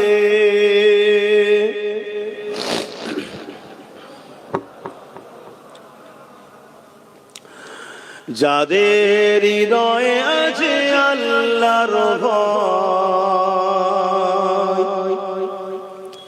তারা কখনো নবী ভুলে যায় না। আল্লাহর প্রেম ছাড়া এই দুনিয়ায় কারো কাছে কোনো কিছু চাই না। যাদের হৃদয়ে আছে আল্লাহর ভয়, তারা কখনো নবী ভুলে যায় না। আল্লাহ প্রেম ছাড়া এই দুনিয়ায় কারো কাছে কোনো কিছু চাই না। রাতের আঁধারে যারা সিজদাতে রয়, দু চোখের আঁসুতে নদী যেন বয়। রাতের আঁধারে যারা সিজদাতে রয়, দু চোখের আঁসুতে নদী যেন বয়। চলো না চালি যত আসো, চলো না চালি যত আসো, পিছনে ফিরো তাকায় না। যাদের হৃদয়ে আছে আল্লাহর ভয়, তারা কখনো নবী ভুলে যায় না। আল্লাহ প্রেম ছাড়া এই দুনিয়ায় কারো কাছে কোনো কিছু চাই না। দিন কায়েমের পথে যারা অবিচল, তারা হলো আল্লাহর প্রিয়জন। দিন কায়েমের পথে যারা অবিচল, তারা হলো আল্লাহর প্রিয়জন। বাতিলের কাছে যারা হার মানে না, বাতিলের কাছে যারা হার মানে না, সংগ্রাম করে যায় অমরণ। যাদের হৃদয়ে আছে আল্লাহর ভয়, তারা কখনো নবী ভুলে যায় না। আল্লাহ প্রেমে ছাড়া এই দুনিয়া কারো কাছে কাছে কোনো কিছু চাই না, রাতে আদারি যার সিজদাতে রয়, দু চোখের অংশতে নদী যেন বয়, রাতের আদারি যার সিজদাতে রয়, দু চোখের অংশতে নদী যেন বয়।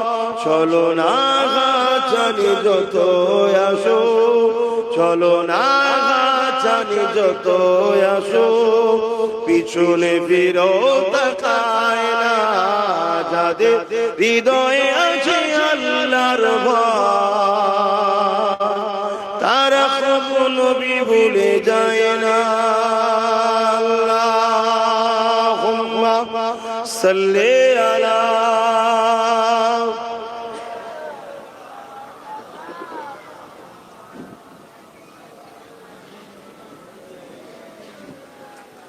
আমার আব্বা জানেরা, ভাইরা, মায়েরা, বোনেরা, আমি আবার বলছি, আমার দেশের বর্ডার সিকিউরিটি নিরাপদের জন্য বর্ডারে বিএসএফ আছে না নাই?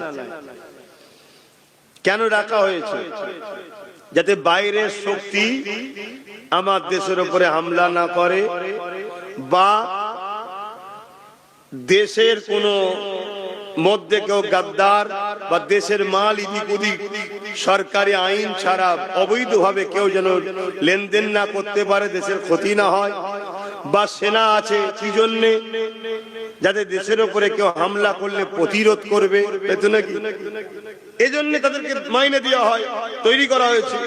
তো উম্মতে মুহাম্মাদি, আল্লাহ তোমাকে আমাকে জমিনে পাঠিয়েছে এই কারণে, এই জমিনের উপরে কেউ অন্যায় করলে তাকে দমন করার জন্য। তুমি কেন বুঝছো না?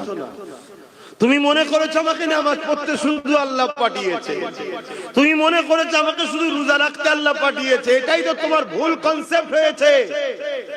নামাজ রোজা যেমন তোমাকে আল্লাহ হুকুম দিয়েছে, ঠিক তেমনি খোদার্থ মানুষকে খানা দিবার হুকুম, আর খোদার্থ মানুষের উপরে কেউ জুলুম করলে তার বিরুদ্ধে লড়াই করার হুকুম আল্লাহ দিয়েছে। জোরে বলো সুবহানাল্লাহ। তাতে তুমি পলিসি তৈরি করতে পারো, বিভিন্ন রুট তৈরি করতে পারো, বিভিন্ন প্ল্যান পরিকল্পনা করতে পারো, কিন্তু মিশন তোমার একটাই হবে, আমি জুলুমকে খতম করব, ন্যায়কে প্রতিষ্ঠিত করব। এটা তোমার কাজ। আর নামাজ ব্যক্তিগত, রোজা ব্যক্তিগত ইবাদত, হজ তোমাকে মালদার করেছে আল্লাহর ঘর দেখে আসো, ব্যক্তিগত। যাকাত আল্লাহ দিয়েছে তোমাকে, এটা শতকরা গরিবকে 2.5 টাকা দিতে হবে, এটা তোমার কাজ। কিন্তু আল্লাহ যেমন রাসূল টুপি পরেছে, তুমি পড়ছো, দস্তকান বিছিয়ে খাচ্ছ, খাও, কিন্তু যেমন ফরজ নামাজ আর নফল নামাজ দুটো এক নয়, কিন্তু দুটোই ভালো কাজ। ফরজের গুরুত্ব অনেক বড়, নফল অনেক ছোট। নফল যদি ছেড়ে যায় তবুও অনেক গুঞ্জাইশ, কনসেশন আছে, কিন্তু ফরজের জন্য কিন্তু অনেক কড়া আইন আছে, তাই তো নাকি? ঠিক তেমনি দস্তকান বিছিয়ে খাওয়াটাও সুন্নাত, তারপরেও যদি ছেড়ে যায় একটা সুন্নাত, তুমি নেকি পেলে না। কিন্তু আমার রাসূলুল্লাহর অনেক বড় সুন্নাত হলো সন্ত্রাস, জালিম শাসকদের বিরুদ্ধে যুদ্ধ করে ওই সমাজের মানুষকে জালিম নেতাদের হাত থেকে বাঁচানো, এটা নবীর সুন্নাত। জোরে বললেন না সুবহানাল্লাহ? এইটা কি করবে বলো?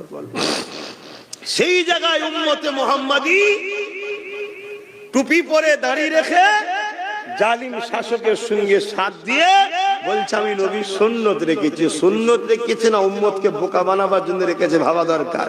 যদি সুন্নতের প্রকৃত দরদি হতো, যেমন ফরজ ছেড়ে নফল টানাটানি করতো না, ফরজটাও আদায় করতো, নফলটাও করতো, ঠিক না বেটি? তাহলে রাসূলুল্লাহর বড় সুন্নত হলো জালিমের বিরুদ্ধে লড়াই করা। রোমের বিরুদ্ধে রাসূলুল্লাহ লড়াই করেছে, পারস্যের বিরুদ্ধে লড়াই করেছে। কেন? এরা সব ছিল অত্যাচারী, স্বৈরাচারী, মানব সুরাতে পশুর নাই জালিম শাসক ছিল। আল্লাহ নবী তাদের বিরুদ্ধে লড়াই করেছে। এ উম্মতে মুহাম্মাদি, নিজের জায়গা ভুলে গেলে। আজ আমরা লড়াইকে ভুলে গেলাম, আজ অন্যায়ের বিরুদ্ধে লড়াই করা ভুলে গেলাম, ন্যায়ের পক্ষপাতিত্ব ভুলে গেলাম। এই ভুলে যাওয়ার দরুন আমাদের আল্লাহ আমাদের কাছ থেকে সম্মান, ইজ্জত মানুষের অন্তর থেকে তুলে দিচ্ছে। তাই আজকে আমরা মানুষের কাছে ঘৃণার পাত্র হয়ে গেছি। সবার মুখে একটাই কথা, মুসলমানকে শেষ করো। কেউ প্রকাশ্য, কেউ ভেতরে ভেতরে। তাই দোয়া করব, তার আগে ছোট্ট একটা কথা বলে যাচ্ছি, একটা উদাহরণ দিচ্ছি। সবাই আমাদের দুশমন, এটা মানেন তো নাকি? সবাই আমাদের মানেন তো? নমুনা বলে যাচ্ছি। একটা হলো প্রকাশ্য, দেখুন বিজেপি সরকার আমাদের ওয়াকফকে আইন করে লিখছে না লাইনে ওয়াকফকে। আর আমাদের রাজ্য সরকার দেখুন মুখে আমাদের দরদি, কিন্তু আমাদের ওয়াকফের আইনকে সাপোর্ট করলো না। দেখলেন তো, সবাই আমাদের দুশমন। বিগত দিনেও যারা ছিল তারা আমাদের দুশমনি করেছে না? কথা বলুন, হ্যাঁ কি না বলুন। সব সুযোগ সন্ধানী, আমরা বুঝে উঠতে পারলাম না। তো যাই হোক, এই শীতের বেলায় সময় তো কম, বেশি কথা আর বলতে পারছি না, এতটুকুই বললাম। এখন সালাম দেবো, একটুখানি দোয়া করব। যেসব ভাইগুলো দাঁড়িয়ে আছেন, যদি আমাদের হয় কমসে কম দোয়াতে একটু ভেতরে ঢুকে আসবেন, জানি একটু শরীক হন। সালাম পড়ি, ইয়া নবী সালাম।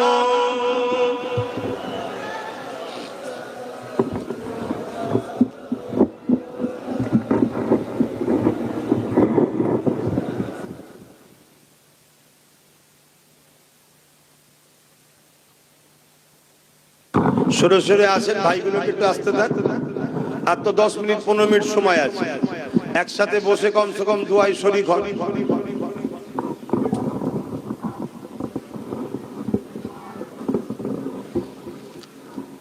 ফাঁকা জায়গা হয়ে আছে কেন? সরে সরে আসেন, এক্ষুনি তো শেষ হয়ে যাবে। কমসে কম দোয়াটা সবাই এক জায়গায় বসে চাইবে। তাহলে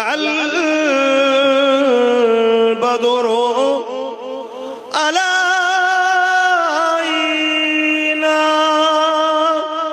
من ثنيات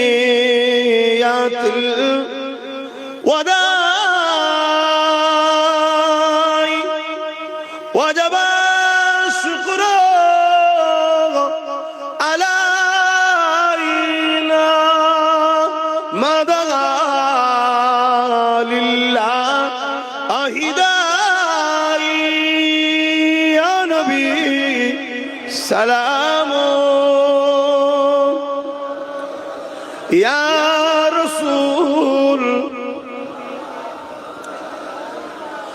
يا حبيب سلام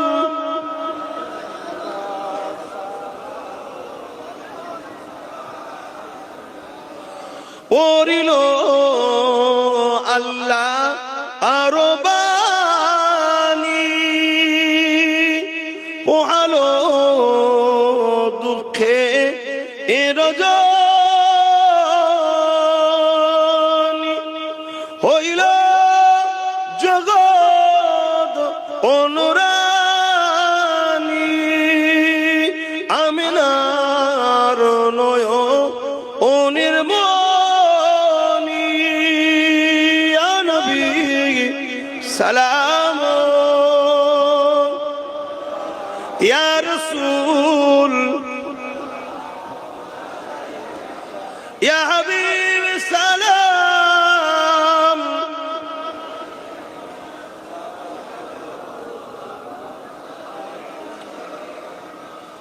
তোমরা ওই কজন উপরে রয়ে গেলে কেন? একই কথা, সবাই নেবে এলো, তোমরা ওই কজন রয়ে গেলে। তাহলে চিন্তা করো, তোমরা যদি আমাদের কথা না শোনো, এটা আমাদের ক্ষতি না তোমাদের ক্ষতি? কোনটা মনে হচ্ছে? আমার ক্ষতি হবে মনে হচ্ছে? তোমাদের ক্ষতি হবে। আমার কি সমস্যা আছে? প্রত্যেকটা ক্ষেত্রে মনে রেখে দিও, তোমাদেরকে বাঁচাবার চেষ্টা করছি। কেন চেষ্টা করছি? আমরা তোমার নবীর বংশের আওলাদ, তোমরা আমার নবীর উম্মত। তোমাদের জন্য আমার রাসূল আজও কাঁদছে, আমারও জন্য কাঁদছে। সেই নবীর উম্মতকে বাঁচাবার চেষ্টা করছি, যাতে হুজুর আমার উপরে খুশি হয়।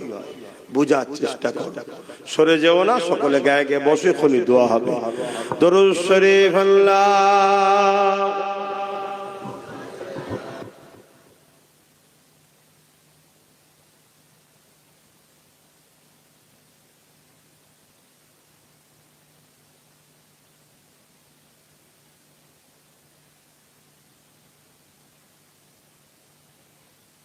বিসমিল্লাহ শরীফের সঙ্গে 11 বার দরুদ শরীফ, 3 বার সে 50 বার সে ইখলাসি তেলাওয়াত হবে। এবং পাশাপাশি একটা ছোট্ট কথা, এই মাহফিলে এসেছেন, আল্লাহ এই মাহফিলকে কবুল করেন। ছেলেরা যাচ্ছে, যার যা খুশি একটু শরীক হন। ছেলেরা যাচ্ছে, যার যা খুশি একটু শরীক হন। আর বাকি তেলাওয়াত করেন সবাই। এখনই দোয়া হবে, কেন নামাজ আছে, 4:30-এর মধ্যে শেষ হবে, তারপরে নামাজ আদায় হবে ইনশাআল্লাহ।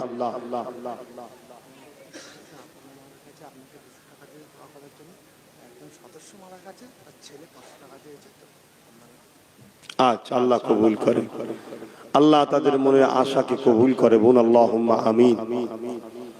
দেন দেন দেন, যার যা খুশি একটু শরীক হন, যার যা খুশি একটু শরীক হন। বিসমিল্লাহির রহমানির রহিম। এই যে আপনাদের ঘরে বললাম, আপনারা সবাই চলে আসলেন, এইটা কতটা যে আপনারা নিজেদের উপকার করলেন এটা আপনারা নিজেরা বুঝতে পারছেন না। যখন মুসলমান তাদের উলামাদের কথা শুনবে, তখনই জানবেন ইসলাম বিদ্বেষীরা বড় টেনশনে পড়ে যাবে। কথা বুঝছেন তো? কিন্তু এটা আপনারা সবাই তো বোঝেন না, যে দেখো ওদের উলামারা ডাকলো, সঙ্গে সঙ্গে চলে গেল। এই জিনিসটা জালিমদের ঘরে কিন্তু ঘাবড়ায়, ভয় খাওয়ায়। কিন্তু আমার ভাইয়েরা তো অনেকে বোঝে না, তারা মনে করে দৌড় বাবু ডাকছে, ডাকুকে যাকতো, যা বলছে বলুককে যাকতো। কথা বুঝে আসছে? দেখো ভাই, একই কথা বারবার বলছি, তোমরা বিরক্ত হচ্ছ কি জানি না, তবে কিন্তু আকাশে খুব কালো মেঘলা উঠেছে। বুঝার যদি হও বুঝে নাও। তাই এই কথাকে সামনে রেখে আমি ছোট্ট 2-3টে কথা প্রশ্ন করবে, একটু উত্তর দেবেন। কেউ মসজিদ ভাঙছে, মাদ্রাসা ভাঙছে, কবরস্থান ঈদগাহকে ভাঙছে, তার যদি তুমি সাথ দাও, তুমি কি মসজিদ মাদ্রাসা কবরস্থান ঈদগাহ দুশ্মন না বন্ধু? জোরে বলো। আর যে মসজিদ মাদ্রাসার দুশ্মন হয়, তার মধ্যে ঈমান থাকে? দ্বিতীয় নম্বর কথা, তোমার বাপ দাদুর কবর কেউ বাঁচাতে চাইছে, কেউ বিক্রি করে দিতে চাইছে। যে বাঁচাতে চাইছে সে তোমার দুশ্মন, না যে বিক্রি করে দিতে চাইছে সে দুশ্মন? তাহলে তুমি তো এতটুকু বোঝো যে কে দুশ্মন কে আপন। তাহলে দুশ্মনের সাথ দিয়ে নিজের মুরব্বীদের কবরগুলোর ওপরে সিনেমা হল, মদের আড্ডা, বার, থিয়েটার হল তৈরি করো না। নিশ্চয়ই আপনারা জানেন এই কথাটা সর্ব জায়গায় আমি বলি, কেন এটা আমার ইমানি দায়িত্ব বলার। একবার না 1 কোটি বার যদি আল্লাহ বলার সুযোগ দেয়, 1 কোটি বার বলবো। কেন্দ্র সরকার একটা আইন করেছে, যে আইন দ্বারা মুসলমানদের ওয়াকফ সম্পদকে নিতে চাইছে। যেমন মুসলমানদের ওয়াকফ আছে, হিন্দু ভাইদেরও সম্পদ আছে, দেওবত্ত সম্পদ, আরো অনেক ধর্মের আছে, তাদের সবটা নিজ নিজ দায়িত্বে সব যেমন ছিল থাকবে। শুধু মুসলমানদের সম্পদটাকে কেড়ে নিচ্ছে। এই কেড়ে নিবার কারণ, মুসলমানদের হয়ে বলার কেউ নেই, এক। দ্বিতীয় নম্বর কথা, ভারতবর্ষে একটা মহল তৈরি করা হচ্ছে, যেখানে মুসলমানদেরকে দ্বিতীয় ক্যাটাগরির নাগরিক গোলাম হিসাবে রাখবে। যারা গোলাম হিসাবে থাকতে পারবে না, তাদেরকে হয় মেরে দেবে, না হয় তাড়িয়ে দেবে, দুটোর মধ্যে একটা। এই সবকিছুর পেছনে রাগ হচ্ছে একটাই, কেন ইসলামের আলোর কাছে অনেক ভণ্ডের ভণ্ডমি শেষ হয়ে যাচ্ছে, তাই অন্য কিছু রাগ নয়। তো এই রকম একটা জায়গায় দাঁড়িয়ে থেকে আমি আপনাদের জিজ্ঞেস করছি, আপনারা বলবেন, কেউ যদি বিজেপিকে সাথ দেয়, সাপোর্ট করে, ভোট দেয়, তাহলে বিজেপিকে শক্তিশালী করলো ভোট দেওয়া মানে? তার মানে মসজিদ মাদ্রাসাকে সে ভাঙুক, আপনি সাপোর্ট করলেন, তাহলে তার কি ঈমান থাকবে? ঠিক তেমনি সেই বিজেপির আইনকে যে রাজ্য সরকার মেনে নিয়েছে, তাহলে সেই রাজ্য সরকারকে কেউ যদি ভোট দেয়, তার কি ঈমান থাকবে মনে হয়? তাহলে এই জায়গায় দাঁড়িয়ে থেকে আমি আপনাদের পীরের আওলাদ হিসাবে, নবীর ঘরের সন্তান হিসাবে, নবীর উম্মতকে সঠিক অন্যায় থেকে যেমন বাঁচাবার দায়িত্ব, ন্যায়ের পক্ষ রাস্তাটা দেখাবার দায়িত্ব আছে না? ভাইয়ের মতো ভালোবাসেন, একটু হাত তুলে দেখান। বিশ্বাস করেন? হাত লম্বা করে তুলবেন। বিশ্বাস করেন? আলহামদুলিল্লাহ। যারা হাত তুলেছেন তাদের উদ্দেশ্যে হাত নামান। তাদের উদ্দেশ্যে বলছি, আমাদের রাজনীতির পাওয়ার দরকার আছে, আছে না নাই? তাই আমার ছোট ভাই নওশাদ রাজনীতি করছে, আমি এইদিকে আছি, ও ওইদিকে আছে। আপনাদেরকে খুলে আম বলছি, আপনারা ওর সাথ দেবেন। আমার কথা রাখতে পারবেন? আল্লাহকে সাক্ষী রেখে বলুন, রাখতে পারবেন? কথা দিচ্ছেন তো? হাত লম্বা করুন। যারা হাত তুলতে পারবেন, আমাকে যারা ভালোবাসেন হাত নামান। তো ভালোবাসার মানুষকে বলার অধিকার আছে না নাই? বাস, বাকি কে কি করবে যে যার কবরে জবাব দেবে। কথা বুঝে আসছে? এটা আপনাদেরকে বলে গেলাম। কেন? আমি আবার একবার বলে যাচ্ছি, কেন্দ্র সরকারকে ভোট দিয়াটাও হারাম, রাজ্য সরকারকেও ভোট দিয়াটা হারাম। কেন? এরা উভয়ে টাকার ইপিট উপিট, এরা ওয়াকাফকে শেষ করে দিচ্ছে, ওবিসি কে শেষ করে দিচ্ছে।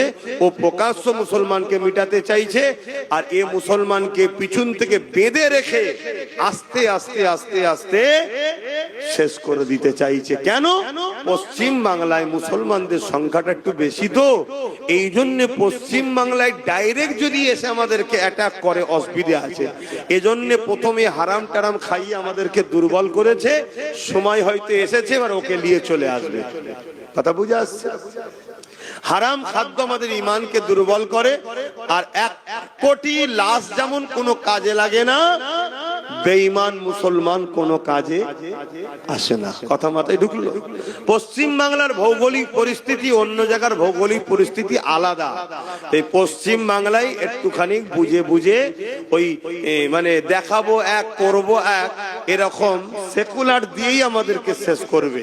তো এই জায়গায় আমি আপনাদেরকে বলবো, কে ভালো কে খারাপ দেখার দরকার নেই। নবীর বংশের আওলাদ নওশাদ সিদ্দিকী রাজনীতি করছে।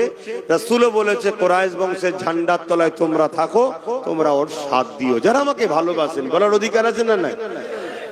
আমার ভালোবাসার মানুষকে বললাম, আল্লাহ যদি ওকে ক্ষমতায় আনে, সেই জায়গায় যদি পৌঁছায়, কোনো সুবিধা অসুবিধা হলে আমি জুম্মার দিন দরবারে থাকি, আমার কাছে যাবেন।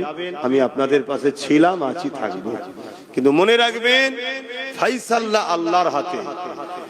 আপনার সাথ দিয়াতে ওর উপকার হবে না ক্ষতি হবে, ওটা জানা আপনার প্রয়োজন নয়। আপনার প্রয়োজন, আমি ইসলামের যারা ক্ষতি করছে তাদেরকে কমসে কম শক্তিশালী করতে পারি না। কথা মাথায় ঢুকছে? অনেক ভাই বলবে রাজনীতি আলাদা, ধর্ম আলাদা। আমি তাদের উদ্দেশ্যে আপনাদেরকে একটা কথা বলে যাচ্ছি, আপনারা বলবেন, যদি রাজনীতি আলাদা হয়, ধর্ম আলাদা হয়, তাহলে রাজ পাওয়ার দিয়ে মন্দির তৈরি করছে আর মসজিদ ভাঙছে কেন? রাত পাওয়ার যে গীতা পাঠ করানো হচ্ছে আর কোরআন শেষ হয়ে যাবে বলছে কেন? তাহলে তোমরা কি রাজ ক্ষমতা দিয়ে ভারত থেকে ইসলামকে মুছতে চাইছো? এই অধিকার কি সংবিধান দিয়েছে? আমরা গীতা পড়বে কি পড়বে না, আমি পক্ষও নাই বিরুদ্ধও নাই, সেটা তার পছন্দের কাছে। কিন্তু কোরআনটা তো আমার পছন্দ। আমার কোরআন শেষ হয়ে যাবে, এটা আপনি বলছেন কেন? মন্দির থাকবে কি থাকবে না সেটা তাদের পছন্দের ব্যাপার, তাদের ব্যাপার। আমি পক্ষও নাই বিরুদ্ধও নয়, কিন্তু মসজিদটা তো আমার পছন্দ। তুমি রাজকোষের টাকা, যেটা আমাদেরও অর্থ আছে, ট্যাক্সের টাকায় অর্থ আছে না নাই? জগন্নাথ মন্দির করলে এটা কি সরকারের কাজ? হিন্দু ভাইদের কাজ, তারা তাদের ধর্ম করবে। কথা, 1 টাকা না 1 লক্ষ জগন্নাথ মন্দির হিন্দুরা করতে পারে, আমার কোনো পক্ষে বিপক্ষে কোনো কথা নেই। কিন্তু আমি যে ট্যাক্স দিয়েছি, আমার ট্যাক্সের টাকা তো তুমি দীঘায় মন্দির করলে, তারপরেও চলো তর্ক ঝগড়ায় যাচ্ছি না। উপরন্ত রাজার হাটে আমার মসজিদের জায়গা তুমি জোর করে হিটকোকে দিয়ে দিচ্ছ কেন? তাহলে তোমাদের লক্ষ্য ওটাই, যে লক্ষ্যটা বিজেপি ভারত থেকে ইসলামকে মুক্ত করতে চাইছে, যেটা আরএসএস এর এজেন্ডা। আর তুমিও বলেছিলে আরএসএস ভালো, বিজেপি খারাপ। মনে পড়ছে তো নাকি? এবারে এই কথাগুলো তোমরা শুনে নেবে কি না নেবে আবার বলছি তোমাদের ব্যাপার, কিন্তু আমার বলা দায়িত্ব আছে না? না, হ্যাঁ আমি বলবো। এবার এই বলতে কি যদি আমার বাধাই কেউ আসে, তার সাথে প্রয়োজন আমি যুদ্ধ করতেও রাজি আছি। ওপেন কথা বলে যাচ্ছি, কেন আমার ইসলাম আমাকে ইজাজত দিয়েছে, আমার সংবিধান আমাকে রাইট দিয়েছে। এর বিরুদ্ধে যে দাঁড়াবে সে মোদি হোক আর দিদি হোক, কোনো বেটাকে ছাড়বো না, তার বিরুদ্ধে লড়াই করবো। কথা মাথায় ঢুকলো? তাহলে এই জায়গায় আমার সাথে এই বুঝানোর পরে 10 জন হলেও তো সাথ দিতে পারে। কালকে 10টা 20 হতে পারে, তো 20টা একদিন 1 লাখ হতে পারে, তো 1 লাখটা একদিন 10 লাখ, 10 লাখটা একদিন 1 কোটি হতে পারে না? পারে না? একদিন বিপ্লব অবশ্যই ঘটতে পারে, কারণ ইতিহাস তো এইভাবেই ঘটে।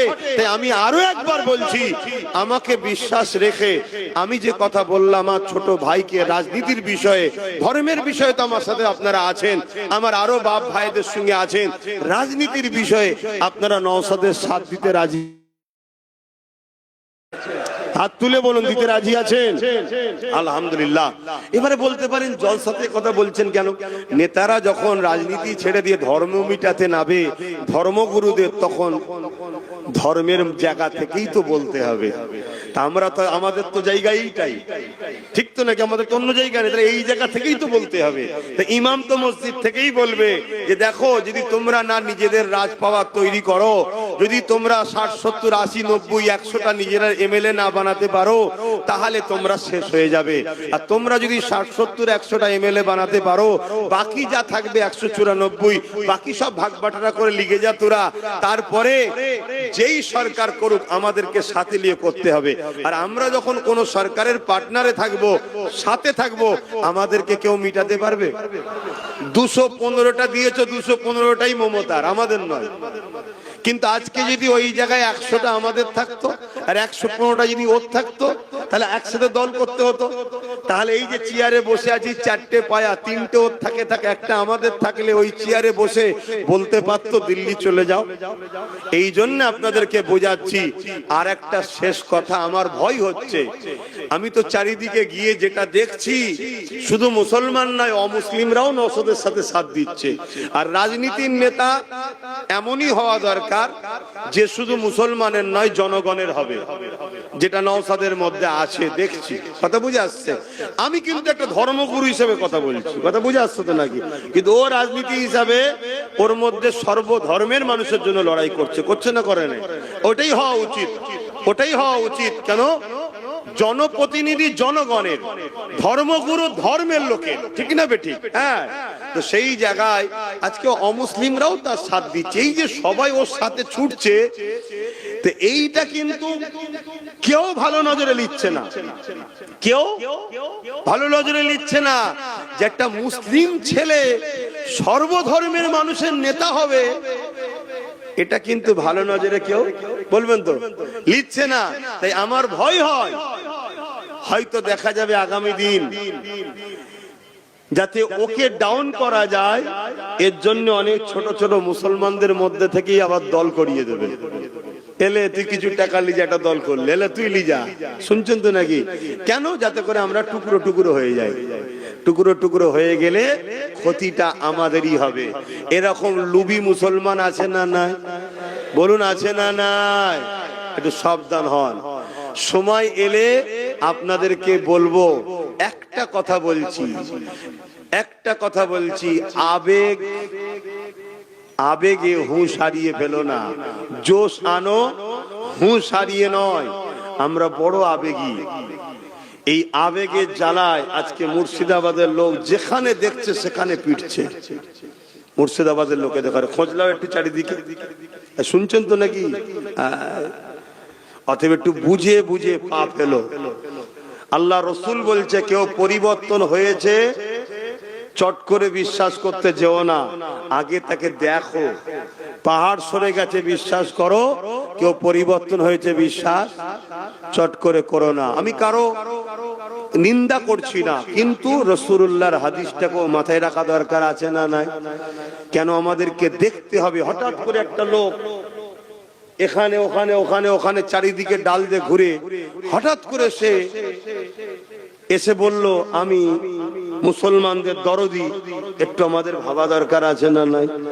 আমার বক্তব্যটা এই জায়গায়, আমি তার পক্ষে বিপক্ষে কোনো কথা বলছি না, কিন্তু আমি এতটুকু বলবো, রসুল বলছে তোমরা ভেবে দেখো, চট করে বিশ্বাস কাউকে করতে যেও না, এটা মাথায় রেখে দিও। হ্যাঁ, আমাদের যে যা লিখছে, আমাদের যে যা কাটছে, সব নোট করো, আর নোট করে কোমরটাকে আগে মজবুত করো, ভিতটা ভালো করে দাও, তাহলে ওপরে 10 তলা কেন 20 তলা দেওয়া যাবে, ঠিক তো নাকি? আগে কোমর ভিত মজবুত করো, করার পরে সব আবার ফিরিয়ে লিয়া যাবে। যাবে না? যাবে না। যে পাওয়ারে তুমি আমার মসজিদ নিলে, যে পাওয়ারে তুমি আমার ওয়াকফ লিচ্ছ, ওই পাওয়ার যদি আমরা দখল করতে পারি, আবার ওই মসজিদ মাদ্রাসা ওয়াকফকে ফিরানো যাবে না? যাবে না। তাহলে আগে সেই পাওয়ারটা তৈরি করো। সেই পাওয়ারটা তৈরি করার আগেই যদি হুড়োহুড়ি করতে যাও, তাহলে তো আমাকে সব সমেত তুলে ফেলে দেবে। কথা বুঝছেন?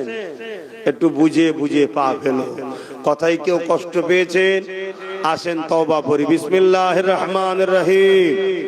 আল্লাহ তাআলা, আমি জানা ওয়া জানা, ইচ্ছা ওয়া ইচ্ছা সকল গুনাহ হইতে তওবা করিতেছি। আস্তাগফিরুল্লাহ রাব্বি মিন কুল্লি যামবি ওয়া আতুবু ইলাইহি। আশহাদু আল্লা ইলাহা ইল্লাল্লাহু ওয়াহদাহু লা শারীকা লাহু ওয়া আশহাদু আন্না মুহাম্মাদান আবদুহু ওয়া রাসূলুহু। লা ইলাহা ইল্লাল্লাহ মুহাম্মাদুর রাসূলুল্লাহ সাল্লাল্লাহু আলাইহি ওয়াসাল্লাম। আল্লাহুম্মা আমিন। আয় আল্লাহ, প্রতিদিন প্রতিটা জায়গায় চেষ্টা করছি আল্লাহ আমার বাপ ভাই মা বোনদেরকে বোঝাবার।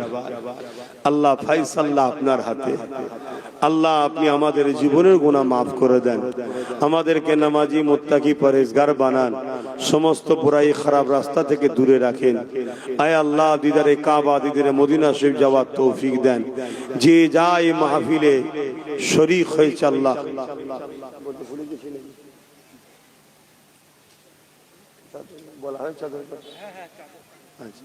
যে যা শরীক হয়েছে আল্লাহ আপনি কবুল করে নেন। আল্লাহ এসব মিলে কিছু সওয়াব দেন, আমার নূর নবীদের সওয়াব পৌঁছে দেন। तमाम ওলি গৌস কুতুব দা শাহাদা সালিহ আরবিল্লাহ সওয়াব খানা পৌঁছে দেন।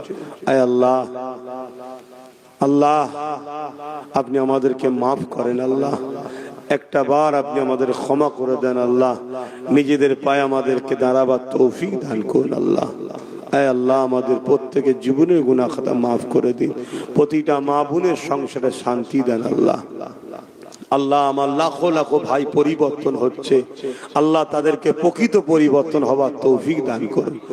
আল্লাহ যারা প্রকৃত পরিবর্তন হবে তাদেরকে কামিয়াবিও দেবেন। আল্লাহ আর কেউ যদি ধোঁকা দিবার নামে পরিবর্তন হয়, তার চক্রান্ত থেকে মানুষকে বাঁচাবার তৌফিক দান করুন। আল্লাহ আল্লাহ মানুষকে হেফাজত করেন। আল্লাহ হাবিবের খাতে রহমত করে, দয়া করে, মেহেরবানি করে নিজ গুণে আমাদের প্রত্যেককে সাহায্য করুন। আল্লাহ আল্লাহ আমাদের প্রত্যেকের রহমত করুন। আল্লাহ নামাজের জন্য দোয়া ছোট করছে, আল্লাহ আপনি কবুল করেন।